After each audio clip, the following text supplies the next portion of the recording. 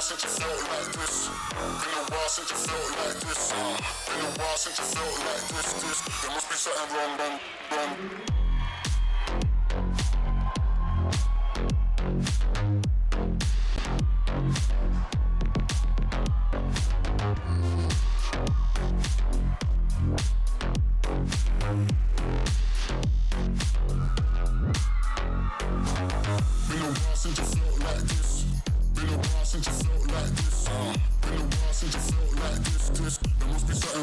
I guess I felt.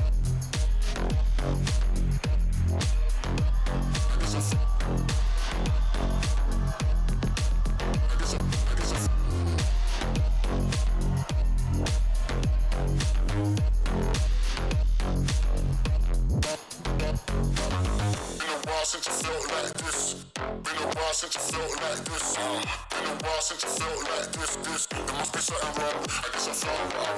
Been a while since you felt like this. Been a while since you felt like this. Been a while since you felt like this. There must be something wrong.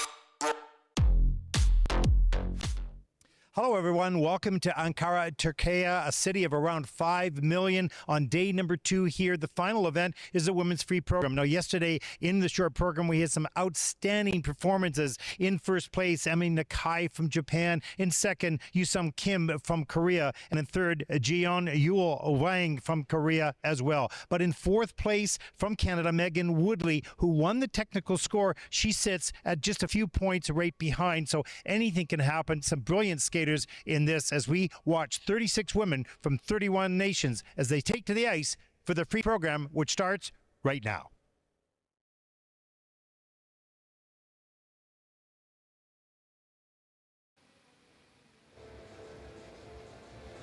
Welcome back, everyone, to Ankara, Turkey, as we take a look at a time lapse of, well, the suburbs basically, but it kind of goes on forever as we fly over the arena here in a beautiful area of Ankara. It's a wonderful day, about 24 degrees, a little bit of clouds in the sky, but not too bad. Sun as well, and a very comfortable environment. As we come live inside the building here, I'm Ted Barton along with Mark Henry joining us from Nottingham as we take a look at the officials for this event, the women's free program. Mark, are you there?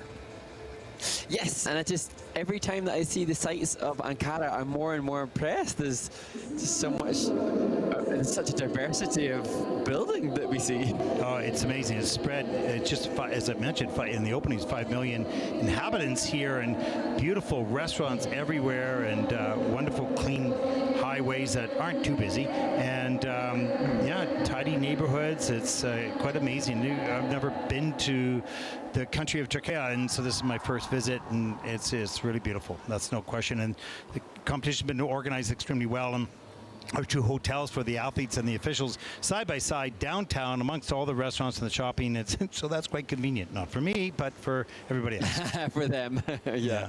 As ever, we get to see the skaters going and having a good time. And that was interesting. Kirsten Murtaurs yesterday acknowledging that for the juniors, they should, whilst they maybe don't realize it now, they should appreciate the chance that they're getting a junior Grand Prix assignment in a location that they're unlikely to get opportunity to return to, because as she mentioned, the senior events tend to be on the same locations.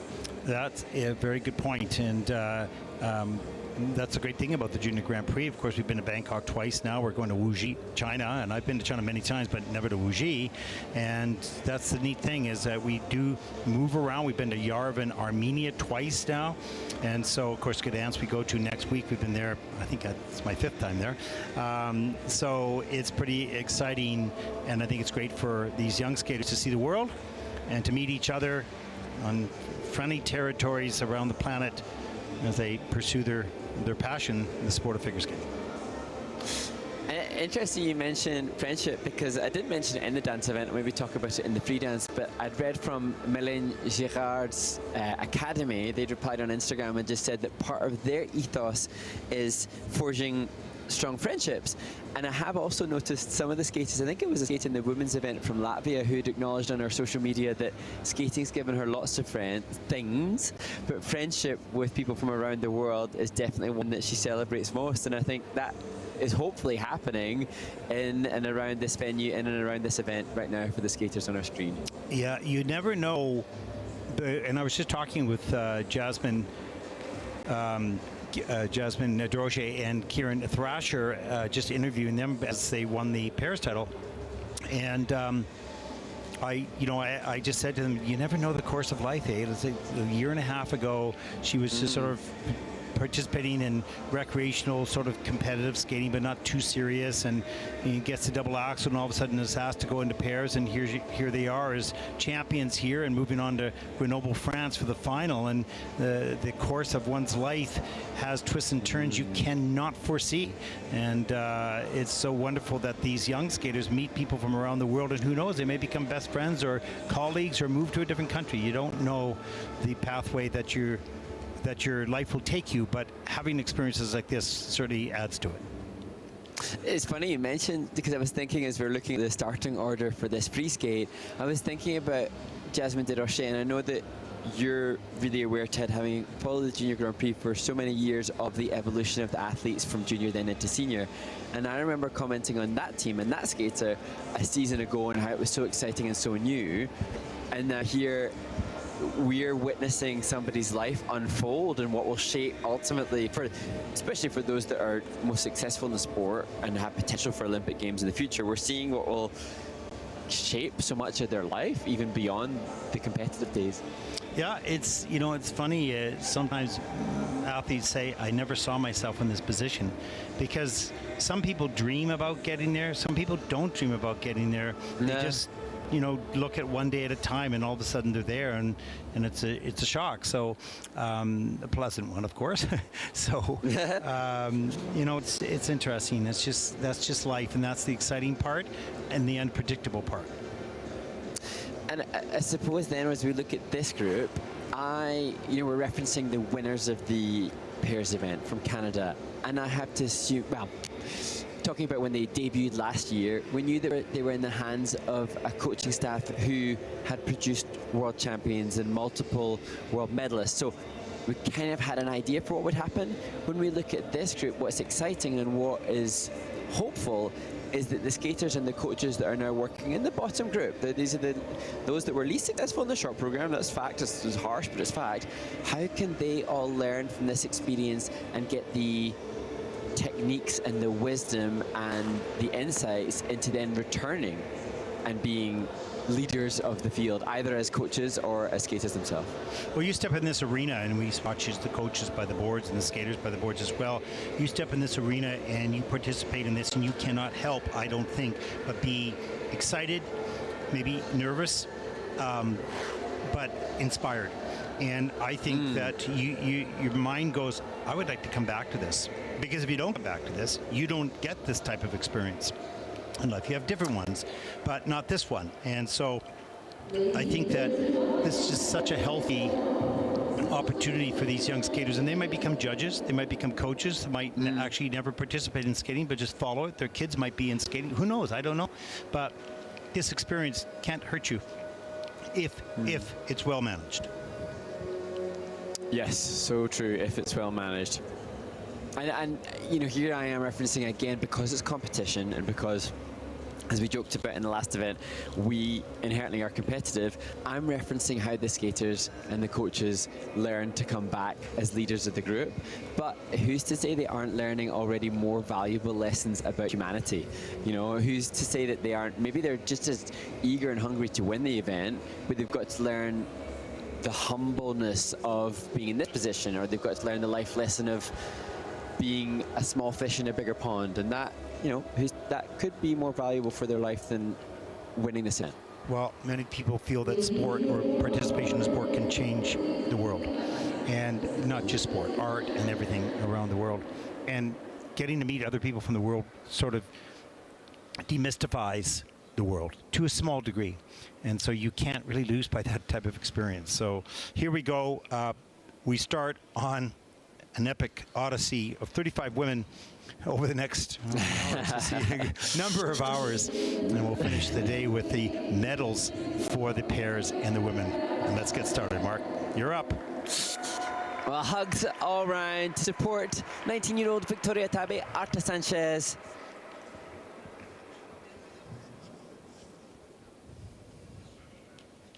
She takes to her start position as she skates to Skinny Love and Deja Vu for her free skate.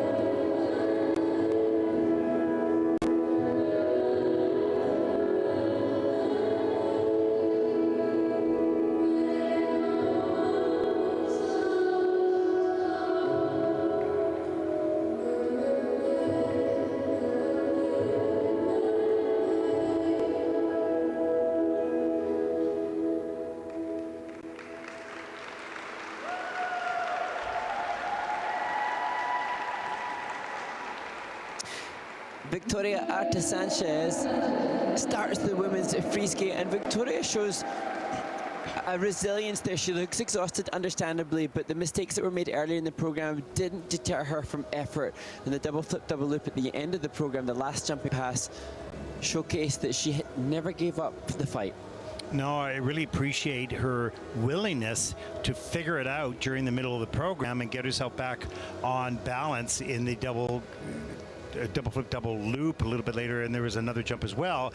Triple salk out, didn't get all the way around and couldn't get the free leg back in time. It was a pretty nice entrance into the flying sit spin, and this comes in the flying sit spin level 2, so 2 of the features were achieved. Here's double Lutz a little bit later. That was well done. And this is the double flip, double loop after a number of falls. Flip, double loop, and so she comes back and sort of steadies herself a little bit. It looked like she got a little bit more determined, if you will, and said, no, come on, I can do this. So maybe she's a little disappointed with some of the mistakes, but boy, she fought back. Good for her. Yeah, and Mary Ruiz, the coach, alongside Priscilla Alves, the coaches are so passionate about supporting Latin American skaters. And I think Victoria, although technically doesn't have the same difficulties we'll see from others, she does have good glide, good awareness of the run of the blade, and I thought that was evident. She didn't look like a skater who was in this group with weaker skating skills. The skating skills comparable to the tech score were stronger. Yeah, and you know, we've always talked about a skater trying to just do the best of what they consider their best skate. And so this skater didn't reach her best skate, but she's very capable of that. Obviously, she has a maturity on the ice, which is good, and nice flow. But from a element perspective, missed the triple Salchow and was hoping to get that done, and it didn't happen. But the rest of the program she fought back on, and that was something to accomplish. And as you were just so brilliantly saying, Ted, it'd be interesting to hear from Victoria Arta Sanchez about her experience here. She's 19 years old, so she would have to make the jump to seniors, and obviously the seniors is a whole different realm of difficulty, and we're eager to know, what does this experience mean to her? Where is her future? Well, my thought was to speak to someone who's later on in life now, in their late 20s and 30s or 40s, they might have a family. What was their experience back in the Junior Grand Prix, and what did it mean, not to their skating career, what did it mean to their life? What did they learn from coming to a foreign country, participating in a sport that was very difficult, whether it was a good skate or a bad skate? How did they think over time, not at the moment, but over time, that contributed to where they are now in life? That'd be interesting. And if there's anybody out there listening to this broadcast that has been in the Junior Grand Prix and is now moved on in their life, they're at university or they're working or they have a family, and you want to, you know, communicate what it meant upon as one little speck of dust in your journey, let us know. We'd love to know that. 49.98 for the free program for Victoria. And that puts a 73.49 down as a total competition score. And of course, she's the first skater out. Good work by the coaches, keeping things in perspective and trying to enjoy the moment. Also recognize the challenges that she will want to work on moving forward.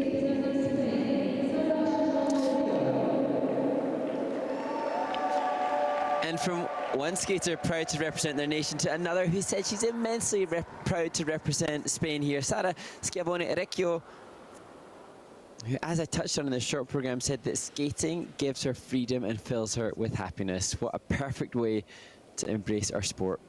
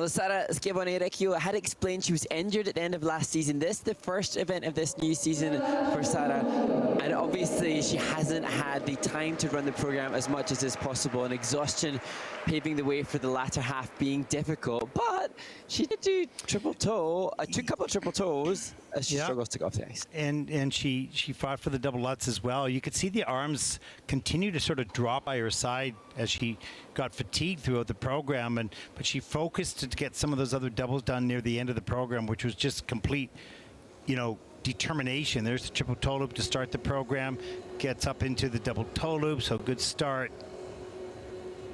And she had some other, and I didn't show the fall where she spins a lot because that takes a lot of energy. That fall went down, takes energy to get up, takes energy to get out of that landing. But a little bit later in the program, this is right near the end after those mistakes had happened and she was exhausted. Watch the arms as they are down now. Right now, she's just trying to catch some air. And there's a variety of reasons.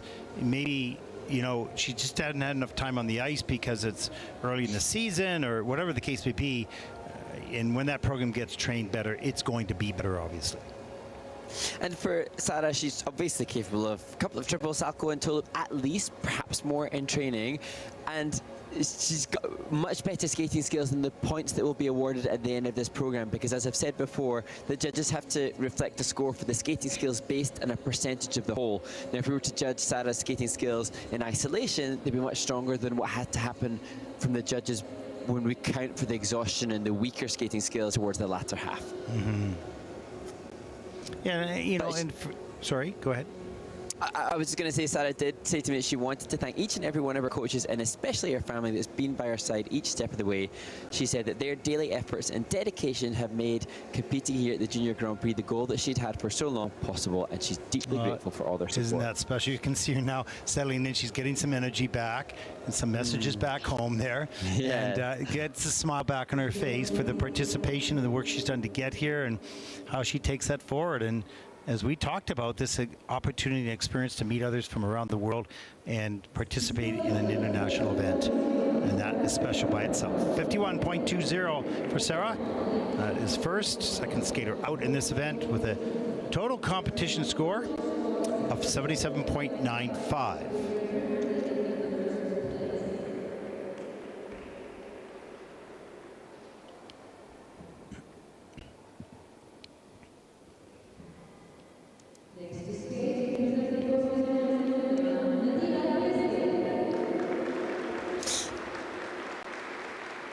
And now to Nadia Festic, representing Bosnia-Herzegovina. Talked about her twin, who skates too, who's actually here supporting her at this very event.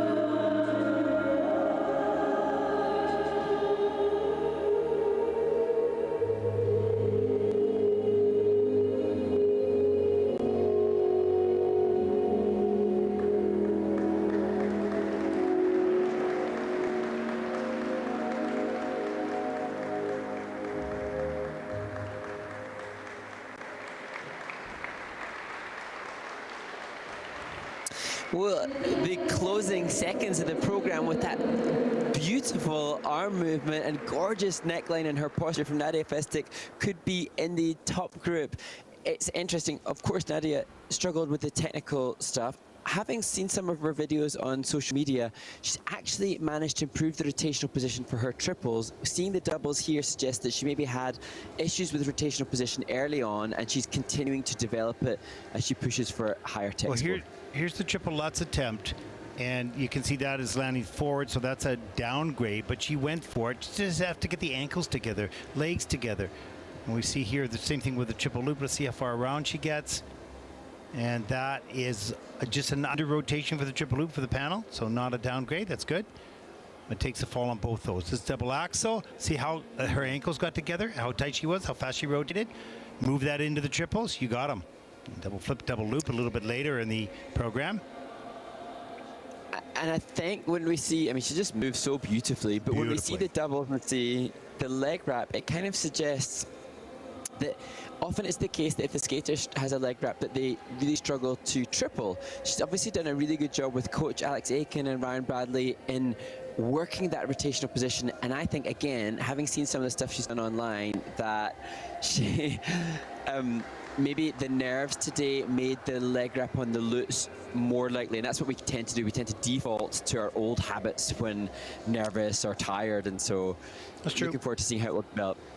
That's true, but you could see in the double axel, those legs came together and the ankles were nice and tight. If she's able to convert that feeling into the other jump takeoffs, then the triples won't be a problem. She's not afraid of them. She goes into them. Just needs to be more efficient in the air. But what a lovely posture and classy style and performance. She never broke the performance for the mistakes that would be made technically. She just kept it going. And I feel confident in confirming that. Like some of the way in which she holds her neckline is top group stuff. Totally class. Free program scores for Nadia, 60.46. That is first in the free program. And with the total competition score and with 89 points as Nadia takes over the lead. You know, when you watch her just in the kiss cry, you'd like to meet her. You know, you'd like to know her personality and what she thinks and how she speaks. And she's obviously very communicative, which is awesome. You need that in a student. It's not one-way communication, coach to student, it's two-way. Absolutely. The student needs to communicate with the coach as well. Sorry, go ahead, Mark. Well, in terms of communication, this next skater, Elena Catherine Mills, representing Brazil, communicates so well with her facial expression. Very great performer. Let's hope the tech score is successful for Elena too.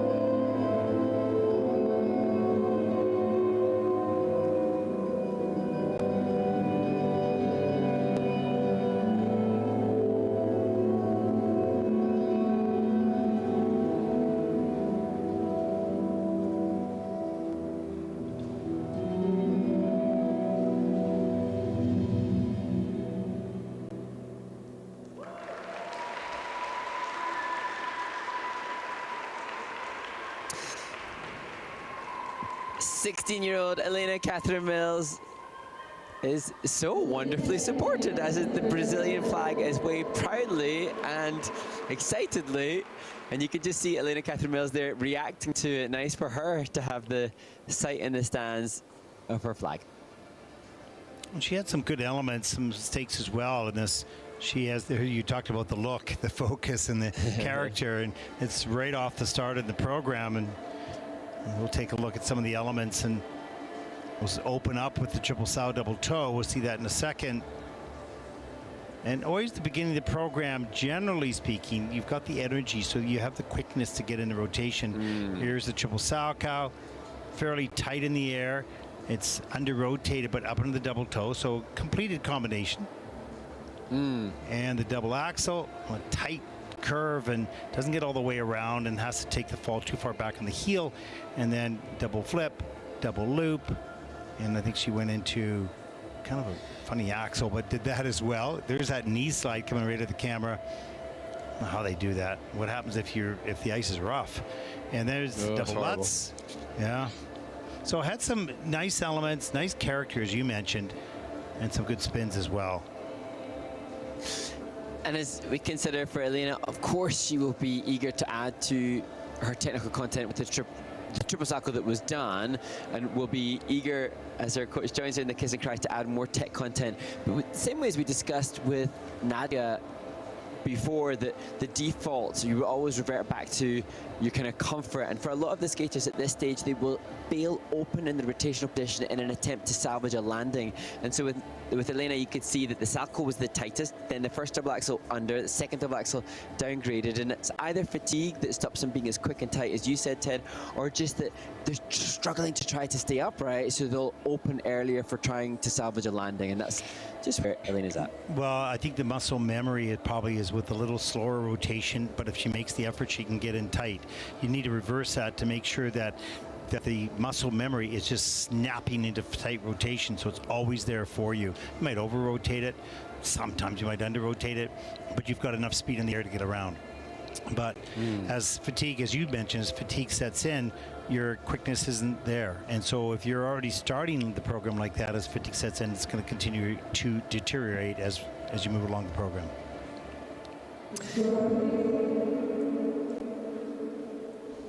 Well, 61.50 is her personal best in the personal and season's best in the free program, but she has only a 58.32 here, and that'll put her second in the free program.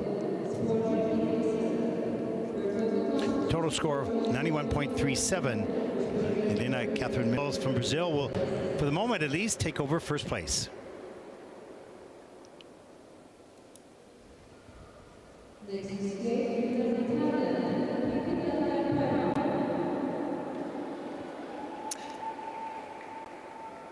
And now to the 14-year-old, born in Bangkok, Pimmpida Lerdpraiwan.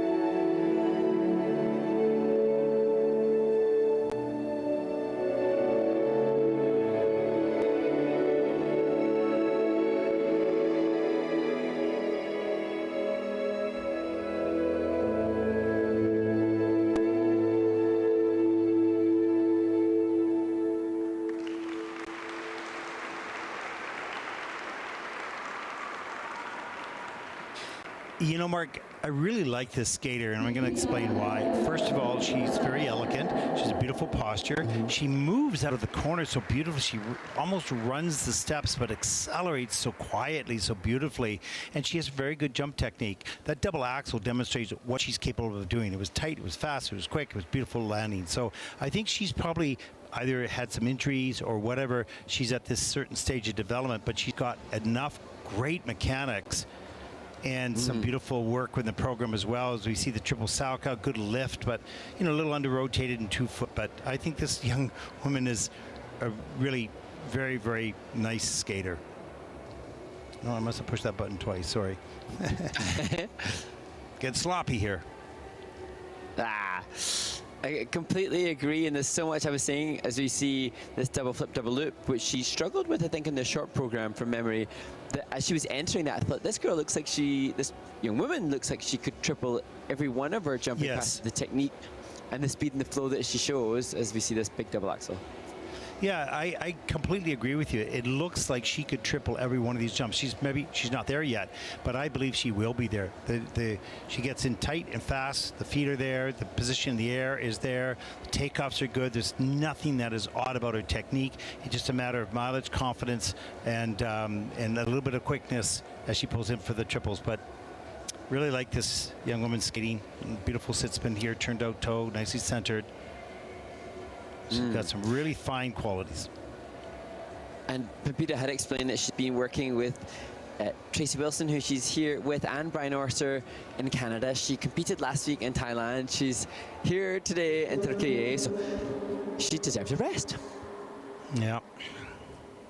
And couldn't be with a better person than to sort of manage that age and stage than Tracy and Brian, of course. 63.65 for Pimmpida, and that'll put her first for the moment, at least in the free program, with a 96.91 total competition score as she takes over the lead. Nice, very, very nice. Looking forward to continued development and watch her on her journey.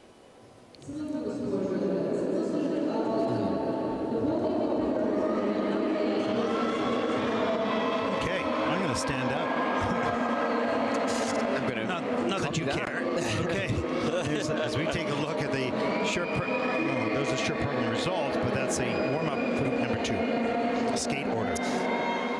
And chance for us to check in with the questions that have been sent in, one of which is which juniors that are senior eligible for the Olympics are you excited to see fight for a spot? And that's, I suppose, where we have to consider those that will be 17 by the 1st of July 2025. So that's not something that all of the skaters in this event are eligible for. And it's been interesting as the ISU have introduced a different age criteria for the entry into seniors, just configuring which athletes will have different Olympic cycles in their long-term athlete development plans. Yeah, it's kind of hard to tell right off the top of our head here, but there are some that will be eligible, but there's, for the Olympic Games comes around, the seniors hang in there a little bit, and they've charted the course and see who's in front of them, and they see, well, I might have a shot at it, so they stay in. So the juniors that are in the Junior Grand Prix right now, there might be some that make it. It won't be a lot, because there's, in those countries, skating nation countries, there'll be a lot in front of them. So their target would be on 2030. 2030. So, and do we know where the 2030 are? I don't know if yes, we know there that. are. It's just been released, I think, for France. So I think it's going to be. Oh, okay. What city? I can't remember off the top of my head, but I think it's going to be in France, because remember, Stefania Gladki, who is in this event, she was explaining how excited she is to have heard that news, and what a motivation that is for her as a French skater to eyeball the 2030 Games, which she would then be age eligible for. Hold on, I'm just Googling this, 2030 Olympics. Okay, 2030 Olympics are going to be in the French Alps. They don't specifically say where. It will be very special, huh? Fantastique. C'est super. Yeah. I was at the Albertville Games. I was working production for the Albertville Games in 1992. And I was the isolation director for the replays for both short track and figure skating. And when they brought we'd have to have dinner on site. So they would bring their dinner in with the baguettes. They would have the cheeses. They would have the meats, and they would bring in these crates of wine. And this is before the event, and so everybody would have wine. And I'm going, oh God! I mean, I hope they understand you. And I'm telling them, roll B, or whatever. The biggest sporting event of the calendar. Yeah, they're all exactly. It was fantastic. Though. I really loved it. It was great. So you saw Klimova, Ponomarenko beat the Deshainis, and Yamaguchi beat Midori. And Yep. I saw it all. Well, and Victor Petrenko take over Paul Wiley, even though I know that was a little controversial. Yeah, that was amazing. Kurt didn't skate well. He was he was looking for the Olympic title, but he didn't have a good skate. And Paul Wiley had a great skate, and Petrenko I think skated last actually in that free program, and he took the title. And that's the time when, if any skaters or skater fans that are new to the sport want to look back at, that's when the technique of jumps, as we look at this event, was very different. If I think about triple axel from Victor Petrenko, the height and the elevation and the distance covered, probably much greater than most that are done now, but now the sport is different, and just interesting to see how. Well, he didn't have to do as many transitions going into it. No. Like, it's different now. The programs were, jump-wise, were just as difficult in many ways, and the quality just as good. But there were no requirements in more detail with the program components. So perhaps the compositions and the what you did between the elements was a little bit more now than it was before. It doesn't make, it was just as difficult and was just as much pressure in the past, that's for sure. But it's a little bit different now. So, in terms of the women's event, the skaters that are age eligible for the next Winter Olympic Games in Milano Cortina, Jia Shin is age eligible. She's the three-time World Junior silver medalist, and so she would be a potential favorite to step up into seniors and be in with a contention. But interesting, as we referenced what's happening on the world stage at the moment, the Challenger Series is underway, and we saw Kaori Sakamoto not being triumphant in her first Challenger Series event as the three-time reigning world champion. And we have seen this week Elise Lynn Gracie, who I think might be first-year senior. She's used to senior ranks, and is she first-year senior? And she did so well. She's leading. Might be second year. I'm not sure. I'd have to check that out. Somebody will text. She's leading the field. Somebody will very soon, I'm sure. But she's leading the field at the Neville Horn Trophy, so she's made a good transition up to seniors. Yeah, so there'll be, I suppose, for many. There'll be some of these juniors that will make it or be close to it anyways, and we'll just have to wait and see. But I would guess that 2030, a lot of these skaters will be in those positions representing their country, 2030 games.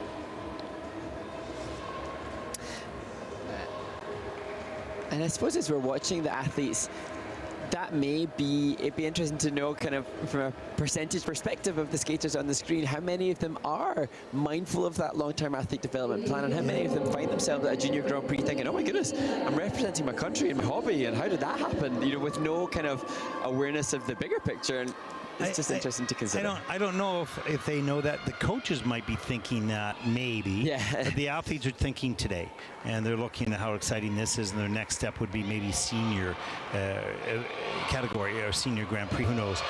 Then if they're starting to get success at that level, their eyes will shift towards the 5 rings in 2030. Here we go, Mark. Back to work.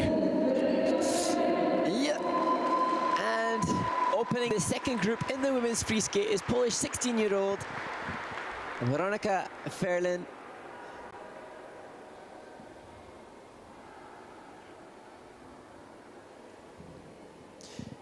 Weronika will open with a planned triple flip, and indeed has 6 triples planned in her free skate.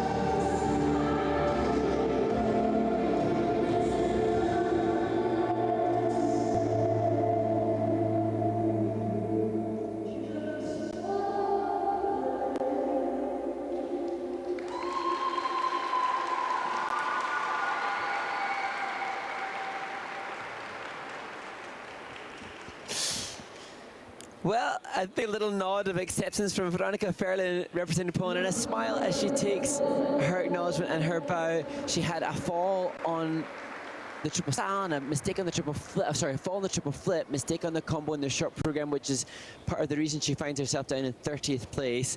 And they're showcasing not just triple jumps, but good quality triple jumps for those that she did. Yeah, no, her technique is very, very good in all the jumps. Her ability to be in the moment, perhaps, and snap into rotation on a consistent basis. Look at this triple flip. That is picture perfect. Look how soft that is. It's big. If she can do that, she can do every jump and should do every jump on a consistent basis when it's that easy. There's the triple salchow. Beautiful. Double toe loop. No problem. Hands above the head. So this is a very strong technical skater, and she just wants to learn to do that on a regular basis. You saw her pretty happy at the end of the program, and we've talked about this. Some really good skaters they lose their muscle memory or their thought processes in the middle of competitive environment, and which I think Weronika has done in the past, but tonight, much more together, and we got to see how good she could be. Nice.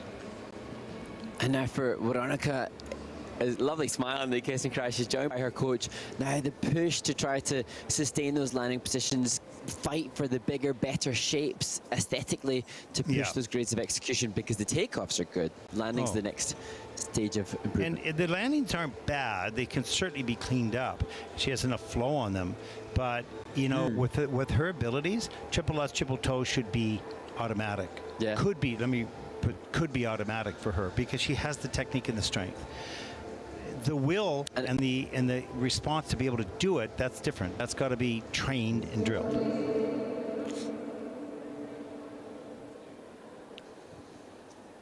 Let's take a look at the free program scores for Weronika Ferlin from Poland. It was a good skate for her, I think, and her personal best is 74.94. And this is going to be a 77.31. So that is her new personal best. It's not a season best because it's the first time out. So that'll put her currently in the first place. Kind of a nod of approval. On the 112.57, oh, there's a little bit more excitement going on in there. More of a nod there. So I think she's pretty happy with that. So she should be really, really good technical skater. And lovely skater as well. Lots of ability for more potential and more growth. And now to Sienna Kaczmarczyk, representing Australia, a skater who had some challenges with the triple loop and the triple flip in the short program. She intends to open this performance with the triple loop as she skates to some cello music.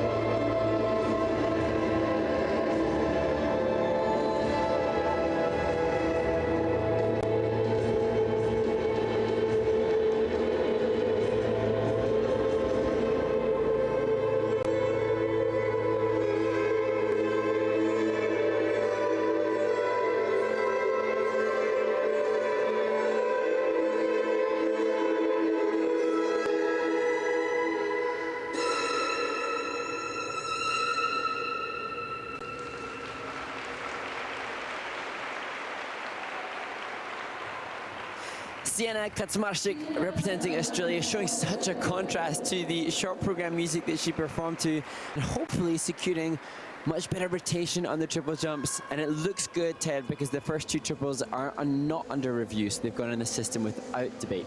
Yeah, I really appreciated her determination through the program, and her fight on everything. Got a little slower, obviously, the second half, but overall she was pretty much together. As we take a look at the triple loop, amp to the double axel. Yeah, it's around the corner quite a bit and not enough flow, but gets it done.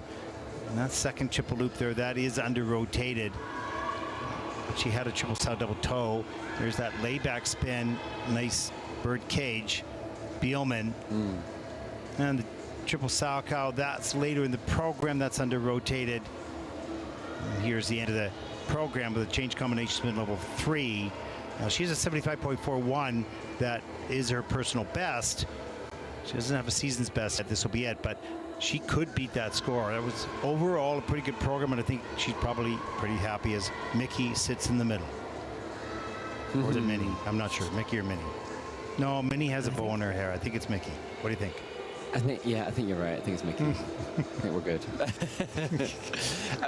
Just frantically looking there quickly to see the Junior Worlds results, because Hannah Bath, I was wondering, had she achieved a top 10 placement, but Hannah didn't last season, so still one spot for Australian skaters at Junior World Championships. But great to see the skaters from Australia representing well, and kudos to Emilia, the coach, for helping to showcase that. Yeah, totally. And I was very impressed with Hannah Bath last week. I really was. And she was one of my must-watch, because we know she's one of the better jumpers in the junior circuit, but she had also worked on the presentation and the connection with the music and did a lovely job.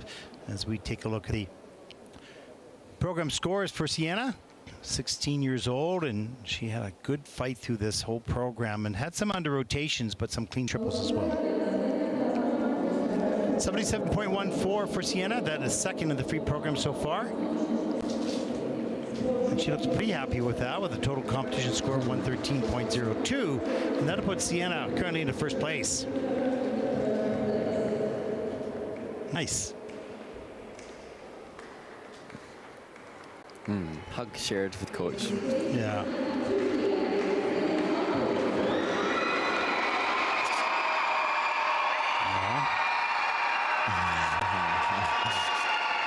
Well, great excitement in the arena for Selin Akbulut, born in Istanbul. And looking pensive and serious as she assumes her start position, hoping for a clean skate in front of an excited audience.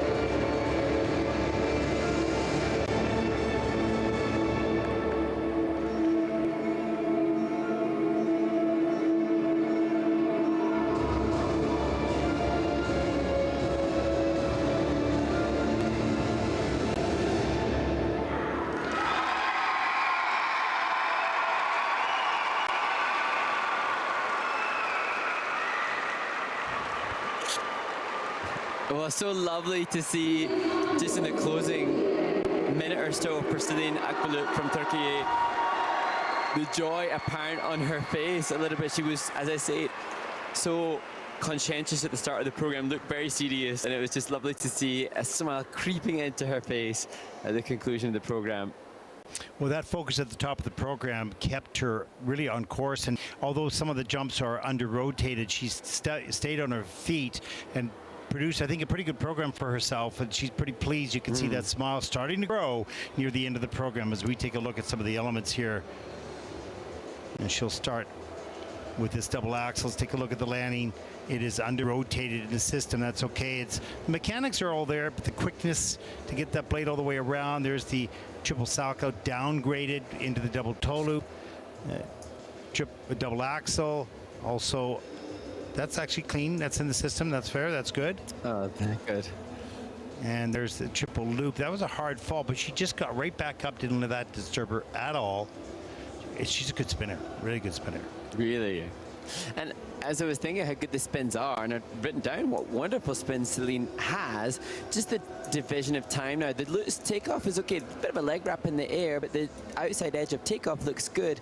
It's interesting to think, how does Selin now push forward to put the triples in? Look at the emphatic commitment to that. Yeah, I think and her that mother smile. looks on. Yeah, that was cool. She looks so relieved, I think, now. Yeah. That's a lot of pressure for young people to have what you feel, no matter what you think they should do, you feel the people's cheers. You know that's for you, but you also go, yeah, it's for me, right? So it's pressure. Yeah, exactly. 66.39 for Selin, and that is third in the free program. The total competition score of 103.19, and that puts Selin currently into third place. Nice job.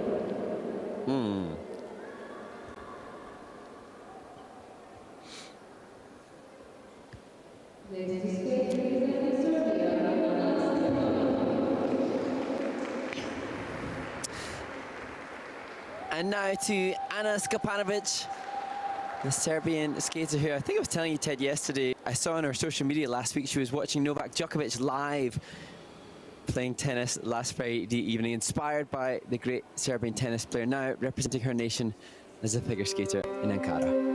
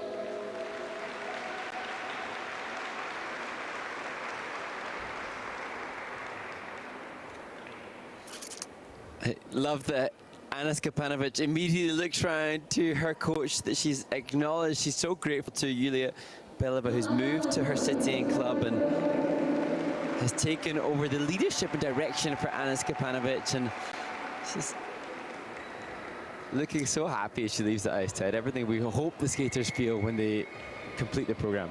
Yeah, and I have to say, I don't often comment on costumes, but I kind of like going out of the box and doing something different and having a sort of a bit of a sophisticated, sparkly, different type of look, and appreciate that. And there's the triple salchow double toe at the top of the program that is under-rotated the sow. And here is the, I didn't see the takeoff, another triple salchow. Yeah, that's clean.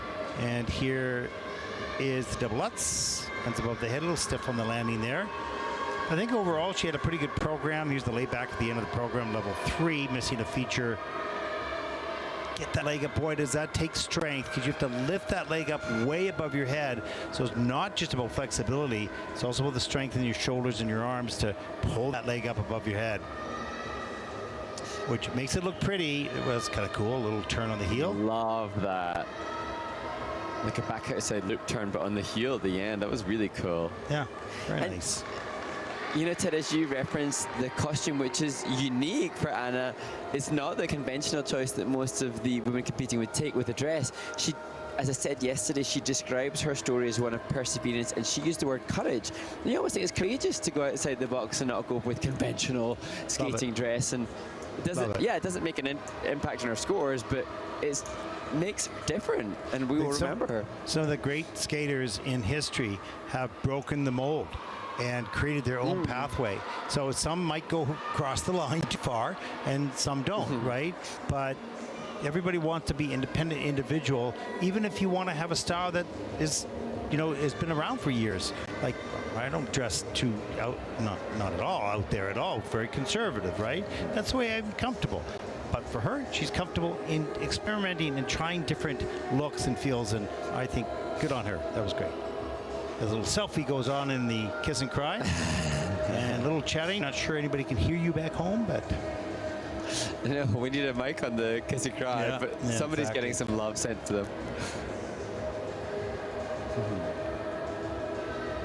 I think it was a pretty good skate for Anna.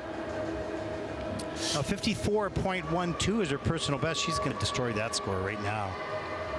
Yeah, absolutely. And you know, from this, a skater who explained that she had to self-teach some duration. She had to self-choreograph for some time. She's so grateful to her coach now that takes over that mantle, but it just shows, though, what she must have done to push through to compete here in this stage, and how, you know, you almost see in Anna in the kiss and cry now a whole range of emotions. You can see she's on the verge of tears or happiness and joy. I kind of see the energy of life in her, the excitement of life, the positivity of experiences that you have along your pathway, and this is one of them, just one in life, but you can see the positivity, I think, in her eyes and her smile. Let's take a look at the scores. Watch for the reaction. 54.12 is her personal best, and this is a 70.8. She can see her say, 70? All right, 70. And that's third of the free program with a 107.92 as she points to the screen. Yeah, very cool. Love it. Yes. Yeah. Oh, that's cool. That's awesome. Amazing. Yeah. Well done there. Guess what? Now the turn of Sena Lydia Bayraktaroglu. She was 23rd last year at the Junior Grand Prix in Istanbul. Now skating to the rules by Jeremy Zuckerman.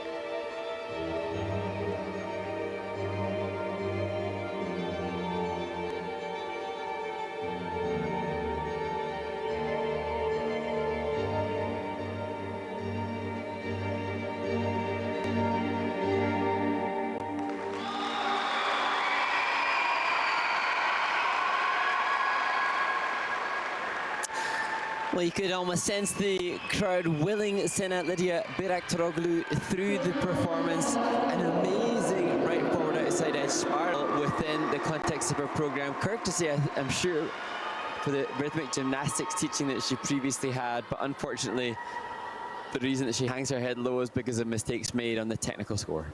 Yeah, it's too bad because you could see on her face wanting so badly to have a good skate and keep the crowd with her. And I think she was already a little bit, not intimidated, but a little bit tired or nervous going in. And then as things started to go wrong, she started to get a little bit more tired and unable to be quick on the takeoff of the rotation position. The mechanics of the takeoff is fine. Didn't get high enough, didn't get it quick enough. Same thing with this triple sow. Looked like it got around, but had to step out. Look at this. Watch this go in super slow motion. She had changed hands, grabbed the blade, forward inside edge. Amazing spinner.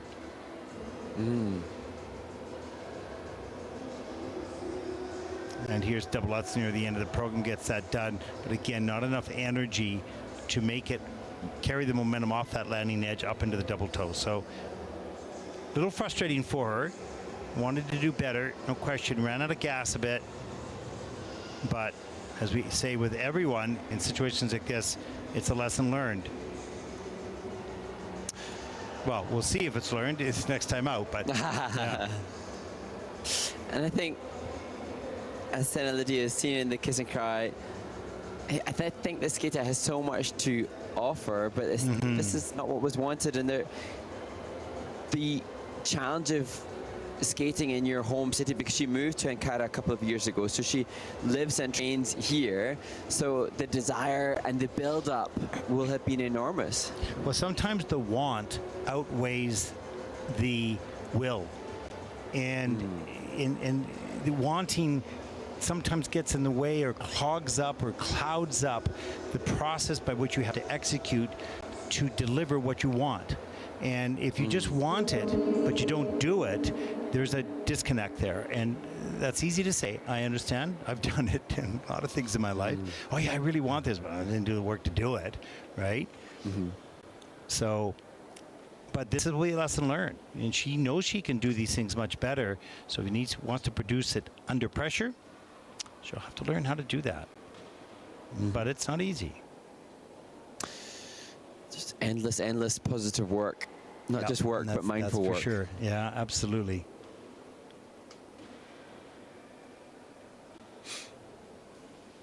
She sits anxiously in the kiss and cry, waiting for the scores, and the judges' scores are in. So we've got a downgrade on the first triple sow, and an under rotation the second triple sow, under rotation in the double axel later in the program. And the rest of it looks pretty good. Change combination been 4, flying change combinations been 3. It's nothing worse, though, than waiting for the scores when they're not what you want to hear. So it was okay to sit in the kiss and cry joyfully celebrating the good skate, but this is the hard part. Yeah, Come exactly. On. And, you know, if you feel that you haven't had a good skate, hurry, just cut it now. Get me out of here. Give me the score. Yeah, exactly. Give me the scores. Let me go. The number of skaters that say, oh, I want to do it again. I want to do it again. You know, you finish the run through, you're exhausted, and you think, oh, just let me do it, start all over, and I can do it so much better. Yeah, and it's so hard when you go back to training. You go early morning, and you're thinking, well, the competition's way down the road here, and you don't do that run through because you get just a little bit lazy thinking you have lots of time. That is a problem. Yeah. If you want to deliver under pressure, at the moment, most important moment for you in competition, you have to do those run-throughs at the times you really don't want to do them. And that might be early morning, late at night, whatever it is. Let's take a look at the scores. 59.34 for Sena, and that is 7th in the free program with a total competition score of 96.87, and that will put her, for the moment at least, into 6th place.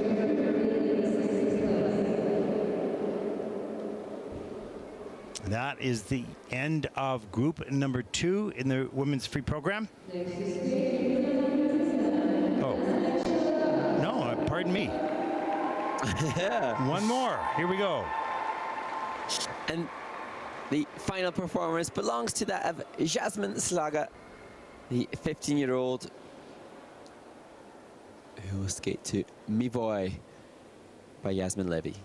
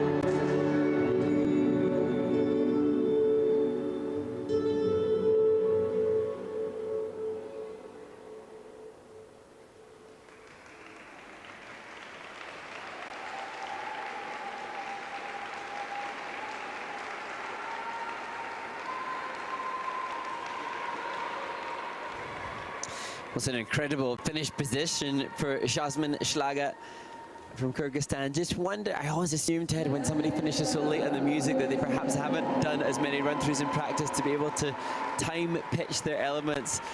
But nevertheless, probably better than the short program for Zhasmin. Well, I think also if you've made a mistake or you fall, you sometimes get behind the music and you can't catch up or you don't catch up. But I think in this case, what a wonderful jump technique. My gosh, there's the triple Saka off the top of the program. Of course, I did a bad job at cutting those replays. Here's the triple loop. And makes that work under rotated, but still wonderful technique on the takeoff. Another triple Salchow, a little bit of a lean, but saves it. Good extension, nice strong back.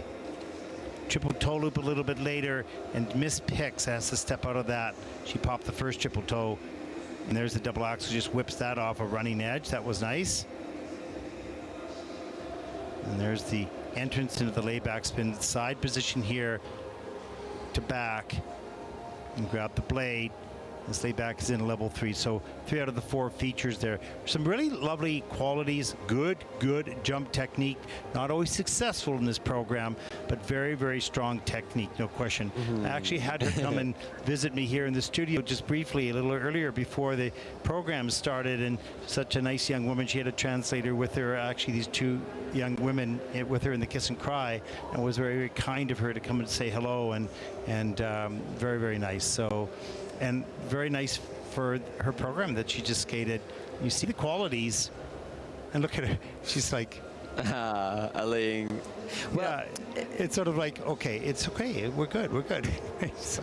But I don't know, Ted, but her choreographer is listed as Valencia Shlaga, so I don't know if that's a family member, but I have to assume. So yeah, 71.18 for Zhasmin, and this is third in the free program with a total competition score of 108.85, and that puts her currently third overall. Lovely. Good for you. Good technique, good jumper. A few challenges today. And look forward to seeing her in Wuxi. She'll be in China at the final nice. stop We'll see her there. Yeah, that's excellent. Very good. Okay, now that is the end of group number 2. Mark, what do we have in our video playback list now?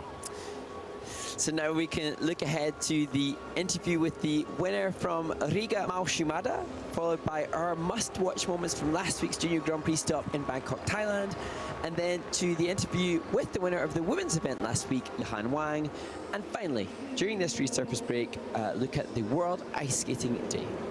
There you go. Enjoy. We'll be back after this.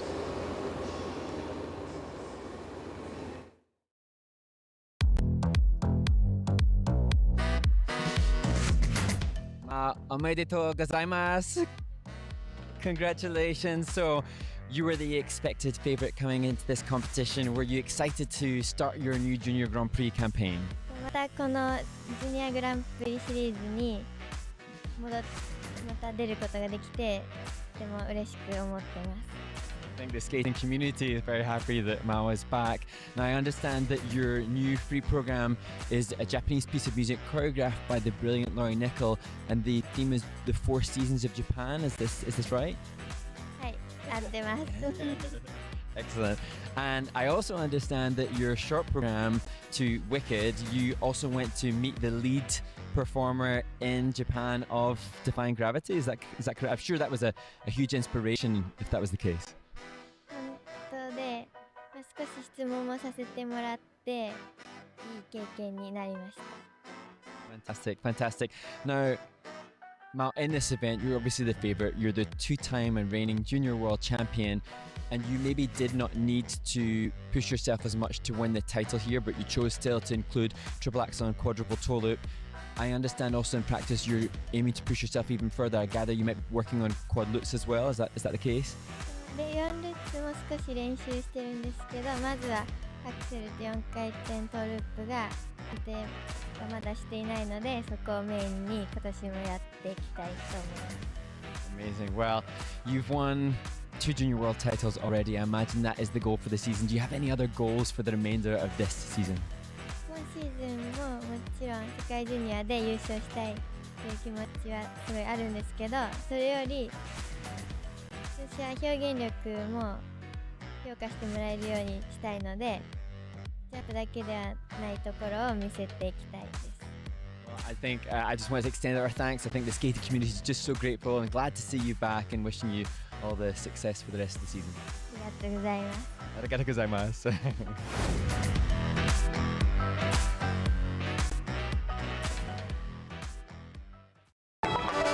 Hello, everyone. Welcome to Bangkok. Well, what a special competition and a special week. It's been amazing. Some new firsts here on the Junior Grand Prix and some special moments to watch. So let's take a look at Ted and Mark's must-watch moments. Mark?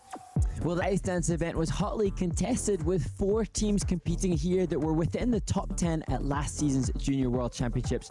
But it was Noemi, Maria Tali and Noa Lafornara who continue on their golden winning streak. And now they take another 15 points, the title, prize money and secure their spot at the Junior Grand Prix final. What about the history-making men's event, Ted? Well, that was something special, of course. The winner, Yan Hao Lee from New Zealand. And I'm so special because I was born in that country. I never thought I would see a Junior Grand Prix champion, and we do have one. It was an upsetting time for Rio Nakata, of course. He wanted to win everything this season. He certainly has the ability to do that, but it was a tough time. I spoke with him a little bit and said, although this is very emotional at the moment, this is perhaps the greatest gift that you're going to have, or one of the great gifts you're going to have throughout your career, because you need to have those failures to have the successes. But don't take anything from Yan Hao Lee. His short program was simply brilliant and right on cue, just beautifully done, and such a proud moment for the Association of New Zealand. Mark, what about the women? And from the first time that a New Zealander has won a Junior Grand Prix, it was the first time that a Chinese woman has won a Junior Grand Prix event, with Yihan Wang winning convincingly and triumphantly with both the win in the short program and the free skate. She may not have had a triple-triple combination in the free skate, but huge grade of execution scores from the judges helped her to achieve a 6-point win over Yo Takagi. And the reaction in the kiss and cry intimates and suggests that Yihan Wang and her team were very expecting of this golden win. On the back of the history-making wins, there were also some amazing other must-watch moments. What stood out for you, Ted? Well, actually, Hannah Bath from Australia stood out for me, particularly in the free program. She is one of the highest jumpers and most solid techniques, but she also demonstrated for the first time that I've seen her over the last couple of years some real sensitivity to the music, some artistry, working with the phrasing of the music, the phrasing of the choreography. It was a new addition to her already athletic style. So that was a great addition to this event, and also shows that there's a lot of countries around the world that are now developing in junior. We do not see, at least yet, the domination of Korea and Japan only in this week here in Bangkok. Mark, what about you? Well, for me, there were a couple of standout must-watch moments from skaters that didn't make the podium, one of which was from Cody Koch, the skater from the Republic of South Africa. He may have finished in just 14th place in the event, but his choreo sequence and a split slide really impressed me, and it'll stand out in my memory. In addition to that, Dania Moudan and Theo Bijot from France, the junior ice dance team who were 5th overall in the event, chose to exploit a change in the criteria this year. Their opening element, the straight line lift, included an upside down split position done brilliantly by Dania. Previously, that was considered illegal, but now it's an open opportunity for the teams to use, and they did so just perfectly. Hi everyone, Caitlin Osmond here, and it was so exciting to be able to commentate for some of the Junior Grand Prix in Bangkok. It was truly incredible to see so many amazing athletes really perform, really putting on a show, and really showing what athleticism is. But I did want to pick out one memorable moment, or one must-watch moment, and that is going to a girl from Switzerland, Leandra. She was really amazing. She had a fully packaged program. You can see the work she puts in on her spins and her jumps, but ultimately it was the matching the music and performing to the music, which is a big highlight for me. You can really see her building into her choreography sequence at the end of the program, and it really just stood out. So congratulations to Leandra, but also congratulations to everybody else. Well, there's some special moments indeed this week here in Bangkok. We move on to Ankara, Turkey next week, and we'll be back with our must-watch moments from there.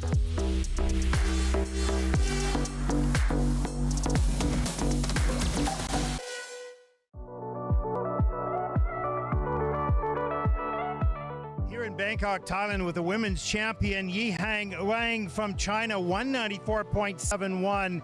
Congratulations, first of all. It's your first Junior Grand Prix title, the champion. How do you feel right now? I feel very happy and surprised too. If I can go and the Junior Grand Prix, and I will be happy. And I have the medal. I'm very excited. Well, when you came here to Bangkok for this Junior Grand Prix, did you ever think that you could win? No, I didn't think it, but just I want to be a clean program and do my best. That was amazing, especially having to skate last. Now, my last question, what is it that you love most about skating?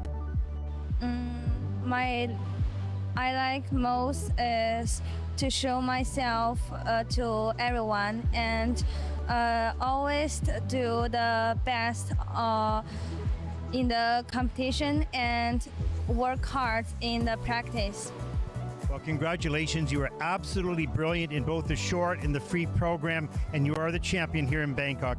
Yi-Hang Wang from China, the champion here in Bangkok.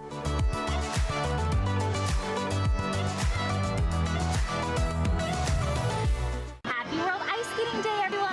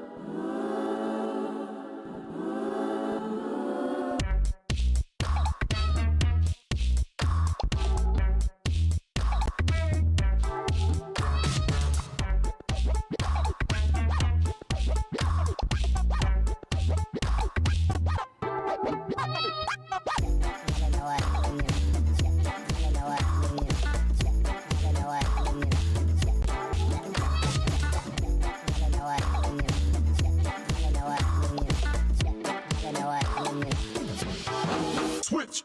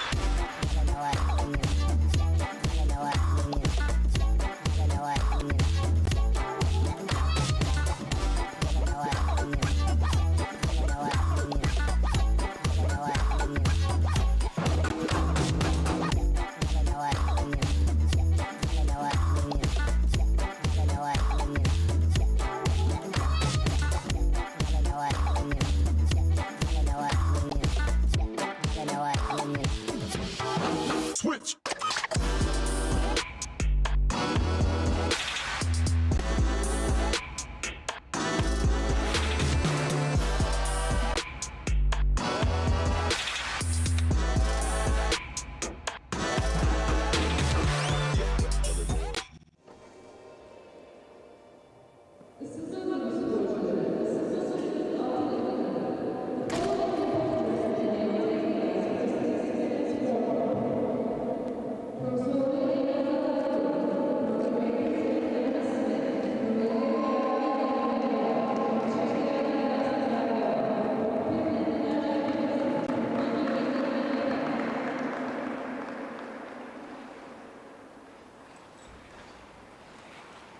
Welcome back, everyone, to Ankara, group number 3 and the women's free program currently on the ice for their warm-up. Mark Hanreddy is joining from Nottingham. You're there, Mark. Yes, I am eager to see the last 4 groups. We are a third of the way through the women's free skate. Yeah, on day 2 here, and We've now passed halfway on the 2024 Junior Grand Prix, and it's been so interesting. I think we've seen a better standard, a deeper standard, we'll put it that way. And what's nice is that, you know, we want anybody who deserves to win for sure, but we've seen a little bit more of a mix that has been Japan and Korea for, you know, quite a few years here now. And we're seeing that change a little bit with the win from China last week in the women's, and of course New Zealand. That was just spectacular and exciting and healthy for the sport, really. And so that was exciting as well. So we'll see what happens here. The Canadians won the pair event a little earlier today. We'll see what comes down in the women's at the end of here. As we take a look, we have in first place Rena. I can't move this down here. It won't let me move. Why not? Oh, there it goes. Oh, Emi Nakai from Japan. In first place, Yuseong Kim from Korea, and then Jong-Yuh Hang from Korea as well. Megan Woodley of Canada is really close behind. In fourth place, Stefania Gladki. Of course, she won the silver medal a little earlier on the Junior Grand Prix. Inga Gurgenidze, she skated really well. And Sofia Samodelkina as well. She's currently in, what is that? 1, 2, 3, 4, 5, 6, 7th place. And Anastasia Brandenburg. So there's a lot of really good skaters in the last two groups there. Yeah, and it was interesting to look at the results from the short program and just to see the variation, the judges really being thrown with regards to where they placed the skaters. And some of the skaters had very vastly differing ordinals if you were to factor in the total judges' scores. And so that suggests that there's a whole host of different, not only opinions in the judging panel, but also different styles for the presentation and the composition that the judges are appealed towards. But a lot comes down. It's in the hands of the skater to produce the very best program without any loss of points, technically, if possible. And you know, otherwise, that point differential is in the hands of the skater. And you want to make sure that you've done everything you possibly can to find out where you stand in the results at the end. Yeah, and in regards, as we look at some of the skaters in this group ranked from 19th to 24th, interesting just to continue to connect with the judging criteria. So all of the judges at this level event, they have to be ISU championship level judges, so they have to be so well experienced in their domestic events before they then have international experience and now on the ISU Junior Grand Prix circuit. And they will have had to be so comfortable and familiar with all of the criteria. And the three components then are broken down into composition, presentation, and skating skills. And within those three groups, there are then further subsect criteria the judges have to know comfortably and well to justify their scores. And after the event, there's a round table event where the judges all get together and discuss what they've seen. And if anybody's vastly out of line with the others, then yeah. They are challenged, that's for sure. And we don't want to pretend that there is not subjectivity in those scores. There is, but there's very specific criteria as well. But I have not seen a lot of, I would say, results that I would say would be scandalous. Some that you go, oh, okay, the skater made any mistakes, but was that enough? You know, like I have to trust. I do trust the results. I might even have a bit of a different opinion on a particular score, but overall, you know, it all sort of comes out in a pretty fair way, and you know, you go for overall impressions, but the judges judge it in detail. We don't watch necessarily in detail as a viewer. We watch with overall what we like and what we don't like, but the detail is what breaks it down. And I think for me and us as commentators, what I've so appreciated in terms of when I'm then going to coach or help any athletes or fellow coaches is then reading that criteria, and then in the same ways that athletes have autonomy and control over it, if you really stick to that criteria, then you can stand accountable for your own score. So if a skater wants a higher composition score, then the criteria says multi-dimensional movement, use of space, connection between the elements, choreography that reflects the music and the form, pattern and ice coverage, these things, if you can then say, right, well, I have really taken acknowledgement of my pattern and my ice coverage, and I really have connection between my elements, then you can justify saying, well, I deserve X, Y, or Z in regards to the numbers. That's a very, very good point. If you follow the roadmap, if you will, the roadmap is the criteria which judges judge by. So you're absolutely right.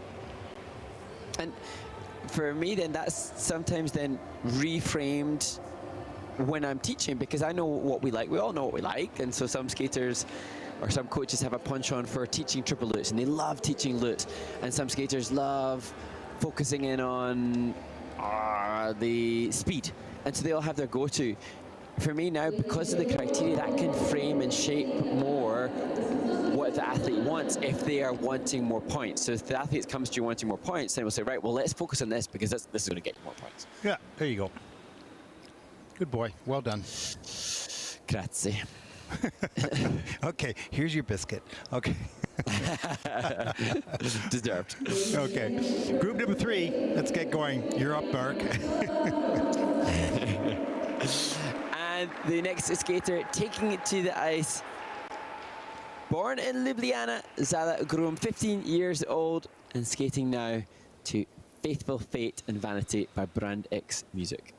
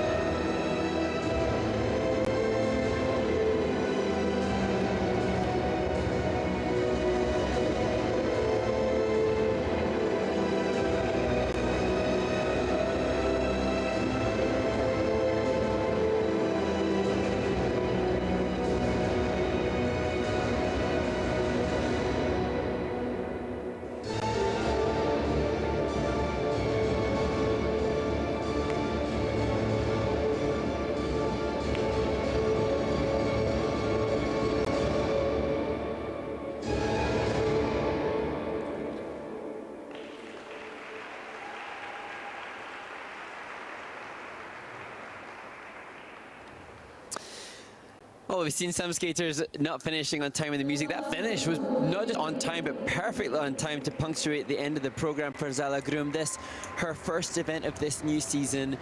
Not the same technical difficulties we've seen from her before. Previously, she has jumped triple loops in competition, so perhaps tapering as the season progresses. And just this first event of the season vibes as she comes off the ice. Yeah, sometimes you've prepared for that first competition, but you're not trained for that first competition. And there's a little bit of a difference for that. You've skated and you've done your work, but then the shock of competition, because it's significantly different, as she takes a hard fall right under the hip there on that triple loop. That second triple loop, well done. Double toe. So you can see she can do the triples. She has enough air time for the most part, but the timing on the takeoffs are just a little off today. Yeah. Yes. And you sense that third fall is the defeated fall. The double axel at the end looked like one that was not going to be successful before it had taken off, just because of the energy. And now Zala Grum has 2 weeks before she competes at her home Junior Grand Prix in Ljubljana, and so now all the lessons learned. She doesn't even look fatigued. She doesn't look tired. No, it's true, eh? Yeah. I think maybe, sometimes you struggle with the timing of the technique. You're overthinking it, or you're not just going an automatic pilot, or maybe you're not thinking at all, right? It changes for each person. And when the timing goes off or the lean goes off and you're not centered, it's hard to find it in the program and to put it back together. And then you get tired because you're falling, and then you're having to get up. You're adding extra energy and you're chasing the music. So it's one of those sort of vicious circles of growing fatigue in an effort to try to find that comfort zone in a program, and it's early in the season. I'm most certain that in Ljubljana this is going to be much better, and as the year progresses, she's going to be on course. Absolutely. And here's to that. And here's to the skater having the belief for Zala Grum, but having the belief that now she can go in the next 2 weeks, loads of visualization work done, because there won't be as much physical time as there was in the off-season. She studied the whole off-season, now it's only 2 weeks out to the next outing. Loads of positive visualization with the belief that she can go out and comfortably and confidently nail a multiple triple program, because she's capable. Which she can do, absolutely. But what's hard to hear is sometimes people like us saying she's capable, because then you search for that capability yourself and you wonder where it is. And you have to look inside yourself. Everything is got to do with internal. But it's difficult when you can't find it even in yourself, and it takes a time to discover. Okay, that sounds all crazy stuff, but I've been through it, so that's like... You look for answers, easy answers outside. They're not there. They're inside. 72.47 for Zala, and that'll put her third in the free program with a 111.57 total competition score. That'll put her, for the moment at least, into third place.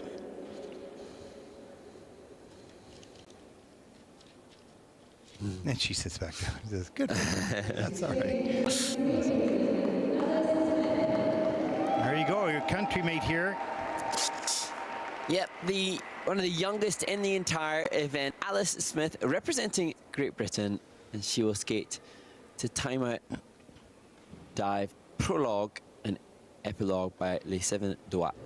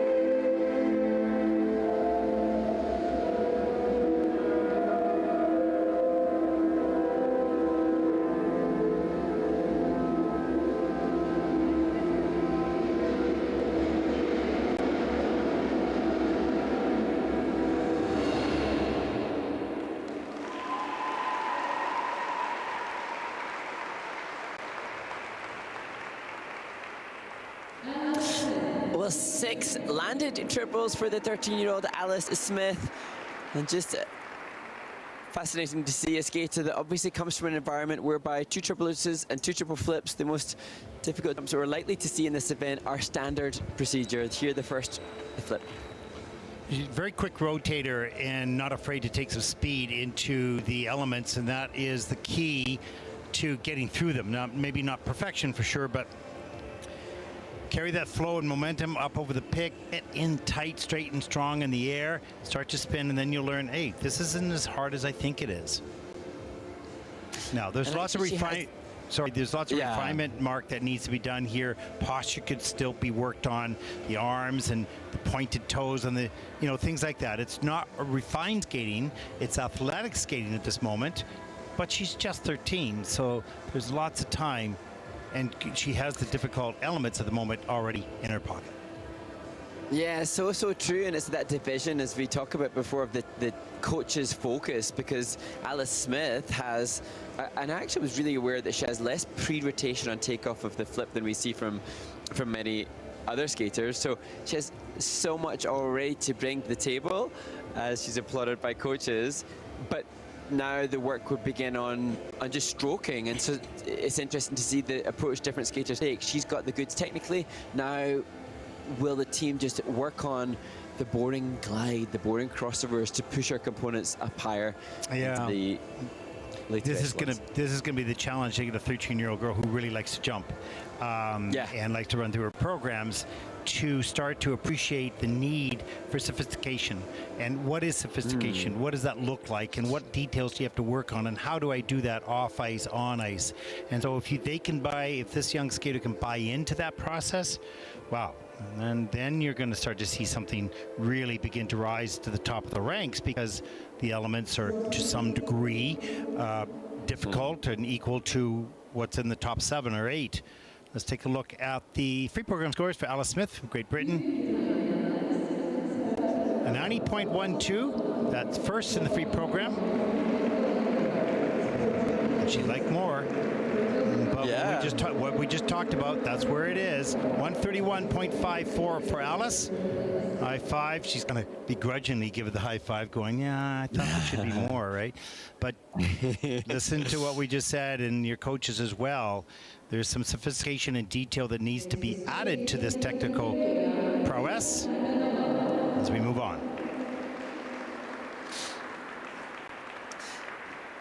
And now to the Bulgarian skater here, Lia Lyubenova, born in Sofia, just 14 years of age. And I love electro swing music. That is the vibe for Lia as she skates to Fever.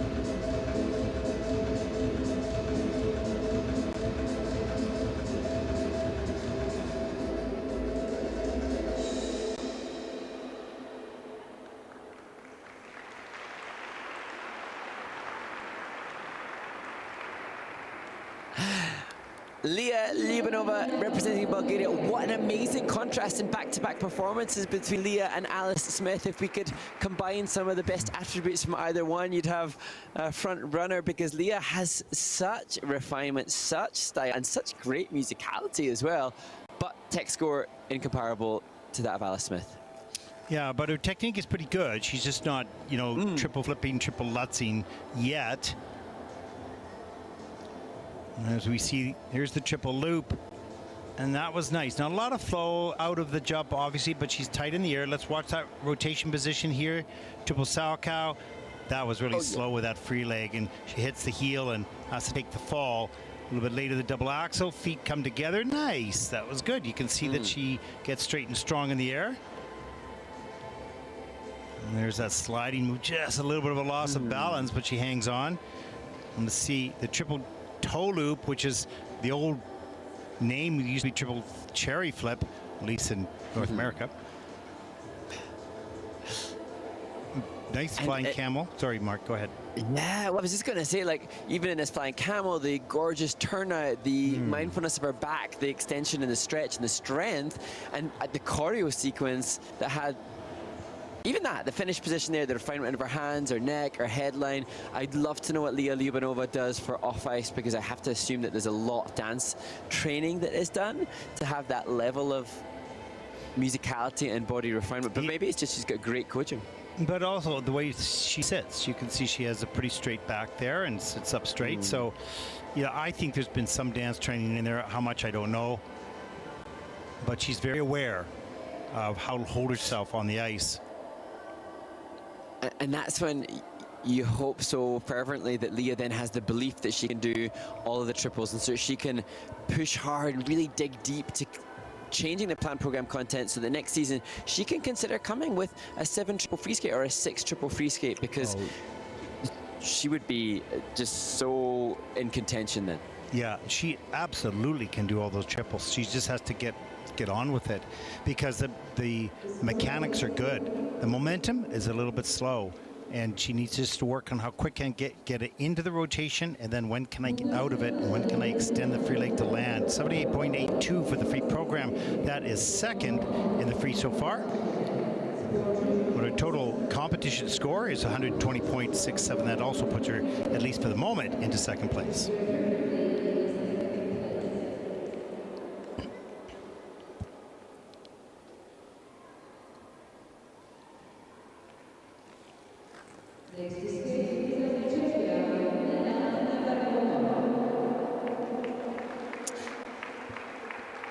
And now to the skater from the Czech Republic, Nela Snebergerova.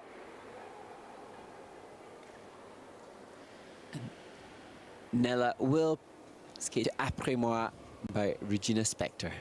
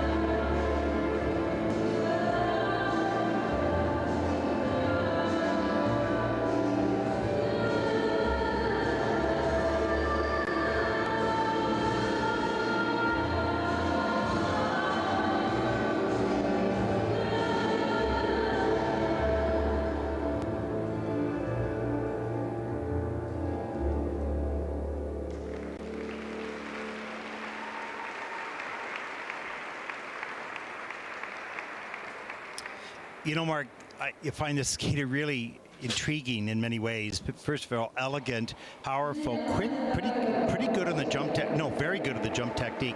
Maybe not at the highest difficulty. We're not seeing triple lutz, triple toe yet, that type of thing. But the elements that she does have, she executes them with quality. And we've seen the positive GOEs pretty much all the way through. Maybe one that's negative. So, and I like her choreography. She's really a pleasing skater. Look at that interesting opening. And she's listed as one of her own choreographers. Wow. Oh, beautiful. So that means she's engaged with her movement. If she's her own choreography to some degree, she's going to do her movement the way she designed it. Here's a triple toe loop. Look how straight and tight she is in the air. She breaks a little bit forward on the landing, a little bit forward there as well. But basically very good mechanics and technique on the takeoff. There's the triple salchow. That's great. And as we see the second triple toe, Ted, Nela had explained to me that she was frustrated with how things went for her in Yerevan, Armenia last year, and then I'm just thinking, oh, what did happen? And I see a personal best score from last year's Armenian event of 57, and that just is such an amazing example to hear from Nela acknowledging she was frustrated, now seeing, well, you've done something about that, because this is going to be way over 57. Oh yeah, so her best 57, this is a 90.63, and that is big for her. Not a lot of reaction. I think she expects that's where she should be. That's first in the free program with 132.72. Maybe she even wants more. That's awesome. Needs to get the triple flip and triple toe loop in, or triple lutz in there with triple combinations, and you will surge up list.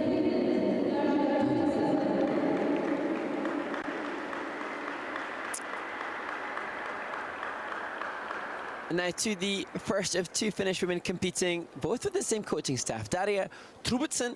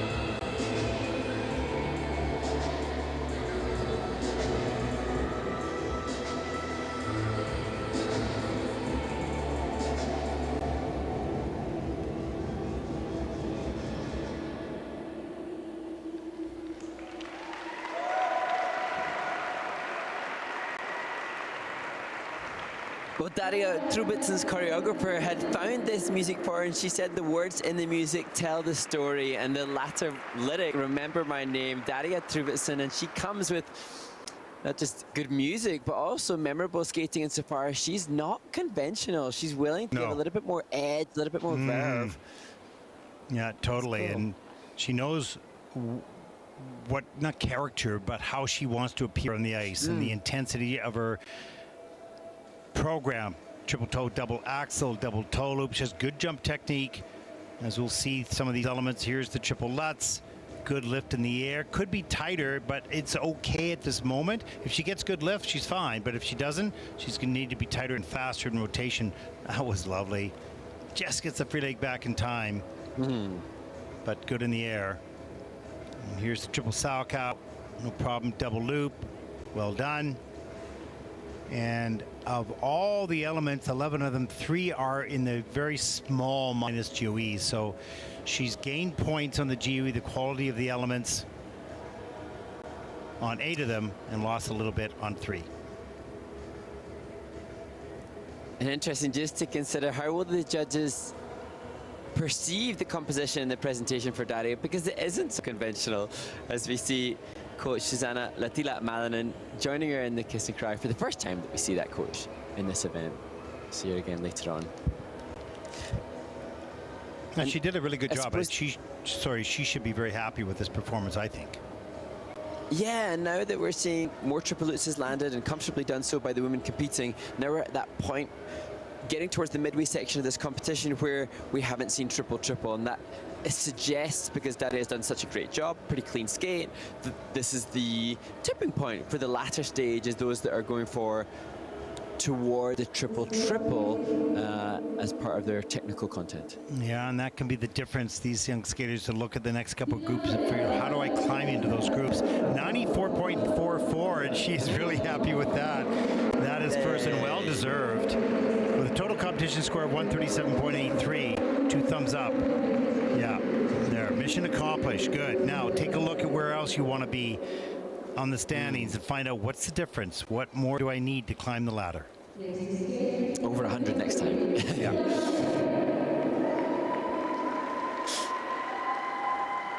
Now to 15-year-old born in Budapest, Lena Ekker.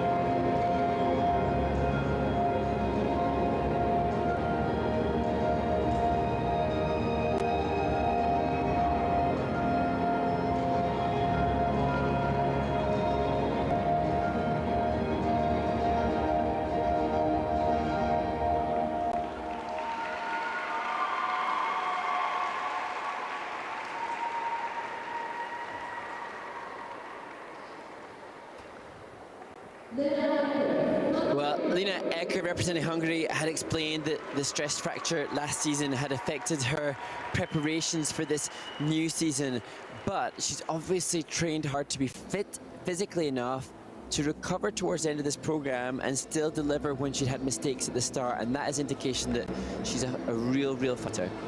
Yeah, there were a couple of mistakes here, but you see good basic technique in the jumps and some nice connection with the music as well. It's very delicate music. There's the triple loop to start the program, and this goes down. Both triple loops actually went down. I don't know, it was kind of weird, just the free leg, the landing leg just folded, but out on the triple toe, double toe here. And here we see a double axel Euler, double Salchow. So even though she's a little bit on lean and a little bit loopy in the air, managed to keep the feet underneath her on the landing. Triple sow, double toe. There's just the ending of the program. Passion and conviction here, or frustration perhaps. Yeah. Or a combination of all. And she's joined by coach Mark Magyar, who tragically had to withdraw from the Olympics in 2022 due to COVID. And so it's great to see him supporting new skaters. And Lena Ekker is a great skater, and I think I'm really hoping that then the injury will fade further back in her mind and she'll gain the confidence to resume the form that could take her to a big PB. She's had 90.83 when she competed at the Winter Youth Olympic Games earlier this year at the end of last season. Yeah, it's so hard for the athletes because we've talked about the roller coaster, but when you're at the height and things are going well, you don't even know you're on a roller coaster until you're going down the hill, right? So yeah. it's difficult to explain something that they don't feel at the moment. And then when they do feel it, okay, then you can start to talk about it, but you've got to get them back, you know, on the rails and back climbing the mountain. That's so true, back on the rails. That's such a good point. Injury can derail. And now this is played back on the rails. The awareness of this event is right. Game on now for Lena. Totally. 71.98 free program. That's 8 for Lena. The total competition score of 116.74. That'll put her currently into 5th place. There's a look at your top 5 skaters so far.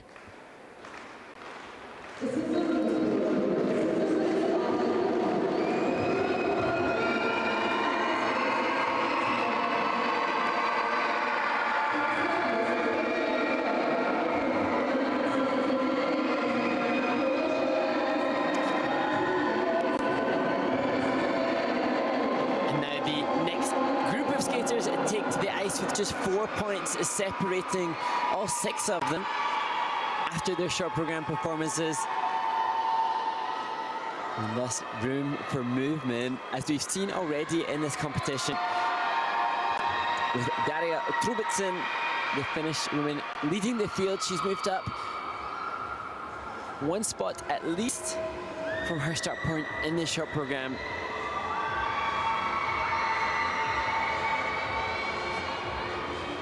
As we move towards the last half of the competition, we can excitedly wait to see what will happen. Some of the women competing in their first Junior Grand Prix, with the expectation that we'll see them in the subsequent events. Next week, the Junior Grand Prix goes to Gdansk in Poland, and then to Ljubljana in Slovenia before the final stop in Wuxi in China. And then there, after that, the International Skating Union takes the Grand Prix to the senior stage. Skate America and Skate Canada starting off the senior series, all of which will conclude with the senior and junior Grand Prix final, which is taking place in Grenoble in France, and that is the first weekend in December, where we'll see some of these skaters hopefully competing. Amina Kai, certainly the leader after the women's short program, will be eager to book herself a spot at the Junior Grand Prix final in Grenoble. She's competed in that event in previous seasons.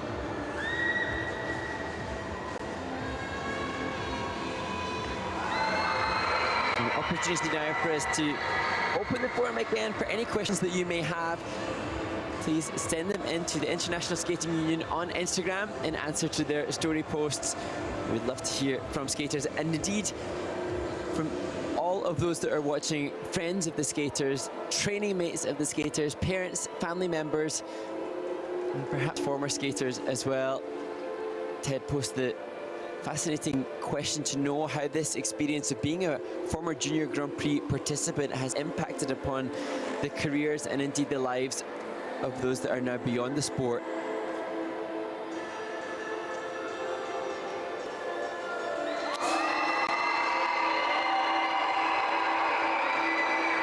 Now we can hear the audience in the background. The cheers as the Friday night here in Ankara. More people showing up in the building, although we had a good crowd yesterday. Yeah, I'll still remember Istanbul last year, just the giddy excitement of so many of the fans supporting the Turkish athletes. And I'm sure Deniz Tarim, who will be the fourth skater in this group, is going to be treated to just an incredibly warm and supportive audience here. Any further questions in there, Mark?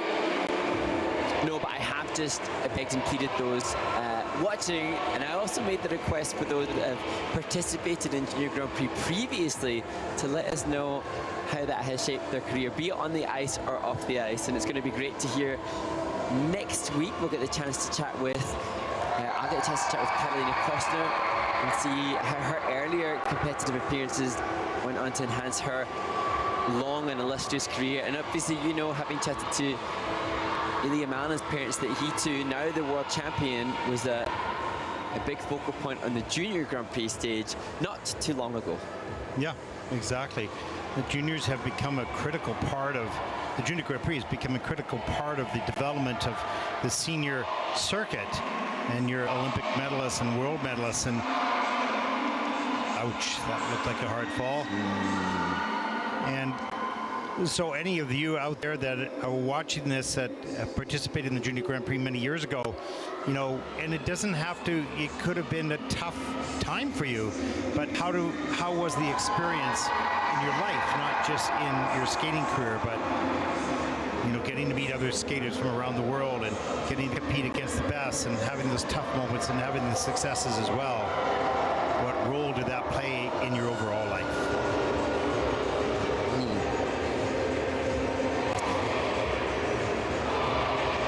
And the Senior Grand Prix, I believe, was initiated as the Champions Series, and that was in 1997 for events that had previously already been in place, because I know that the NHK Trophy has been around since the, I think, late 70s, certainly the 1980s. Skate America, Skate Canada, fixtures that were on the international skating scene for decades. Yep. But it started to be formed into this Champions Series in the late 90s, and then latterly became the Grand Prix Series. As that's amazing to see.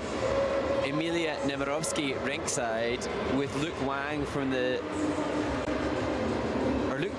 pairs event, who just finished, I think, second in the pairs competition, doubling up as ringside support staff for Emilia, I presume.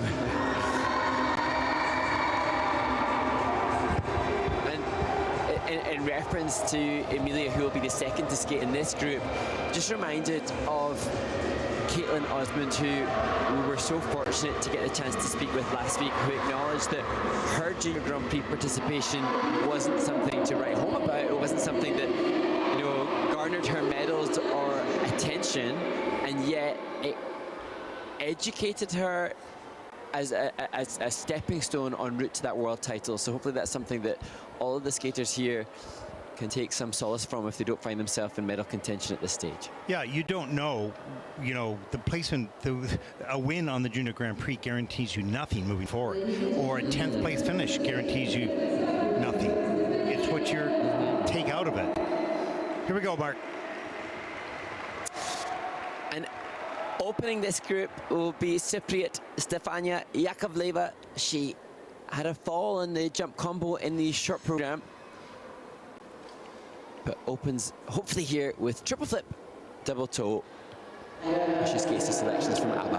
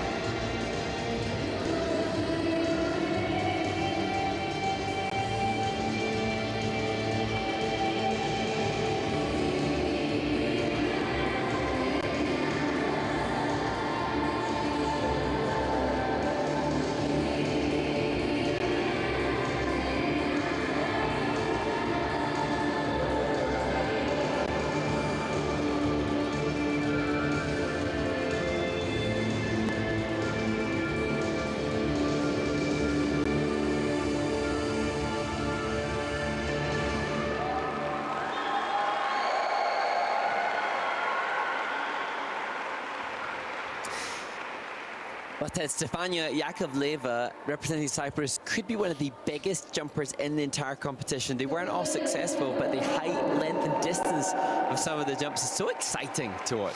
Yeah, you can see her technique. We'll see that in the replay. She takes her time after the three turn of the preparation edge to bend down really low, stretch the free leg back to launch her like a pole vault, launch yourself a little bit higher.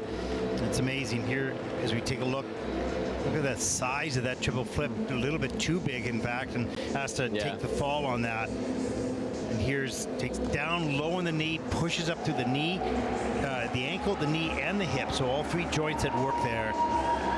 And look at how long she holds that free leg back, puts the pick in far away from her, which launches her up into the air, followed by double axel, double axel. And here's another one. See how far reach she goes? It goes in. That one didn't go up quite as high, but still pretty good. Well, arguably those that are a little lower could be longer and facilitate more running edge. It's always that juxtaposition. It's like go for height, but go for height and length to facilitate more GOE. Yeah, exactly. Ooh.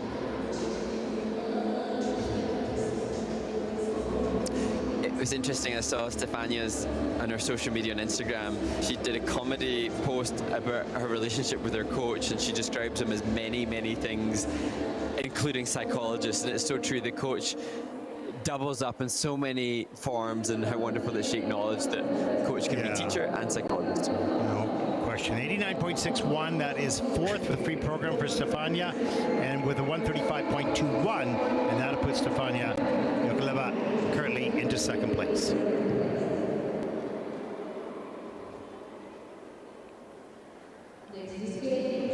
She's a strong jumper, and she starts to add a little bit more presentation, get the triple lutz and all that stuff done. Wow, watch out. Here we go, Mark. Well, now to just 14 years old, Amilia Neovi, a skater capable of such a quality, struggled perhaps with the nerves of participating in her first Junior Grand Prix. Big, deep breath now, hoping to compose herself and replicate some of the success that she had winning the Cranberry Cup earlier this summer.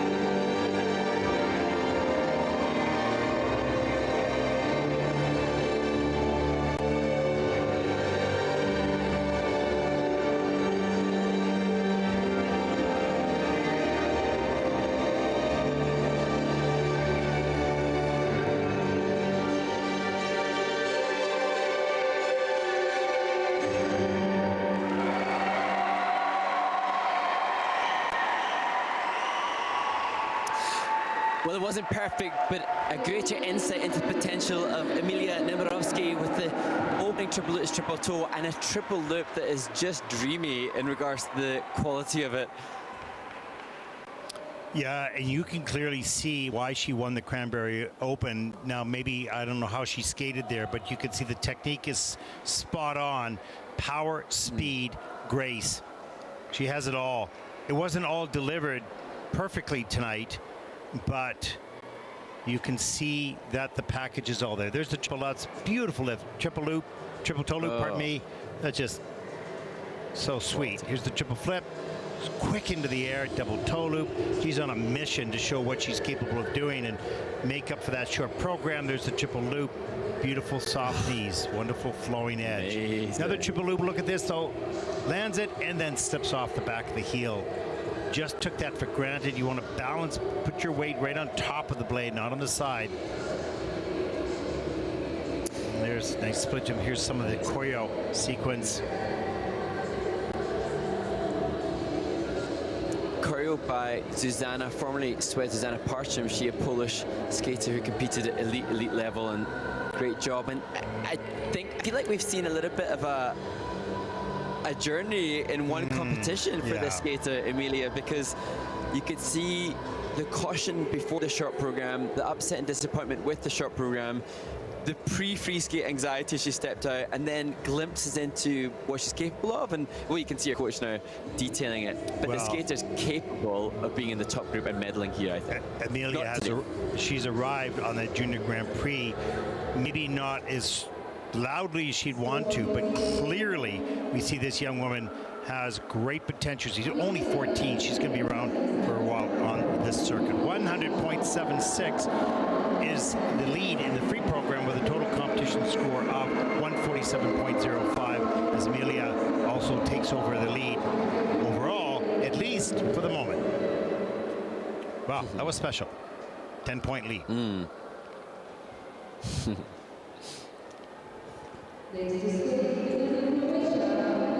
She still doesn't look totally satisfied. No. Thinking, okay, fine, I did better, but not as good as I can. I'll be back. Yeah.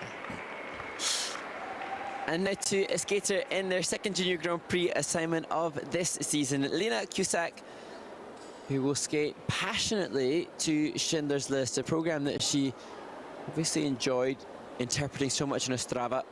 And hopefully the interpretation will be backed up with a clean skate of triple jumps.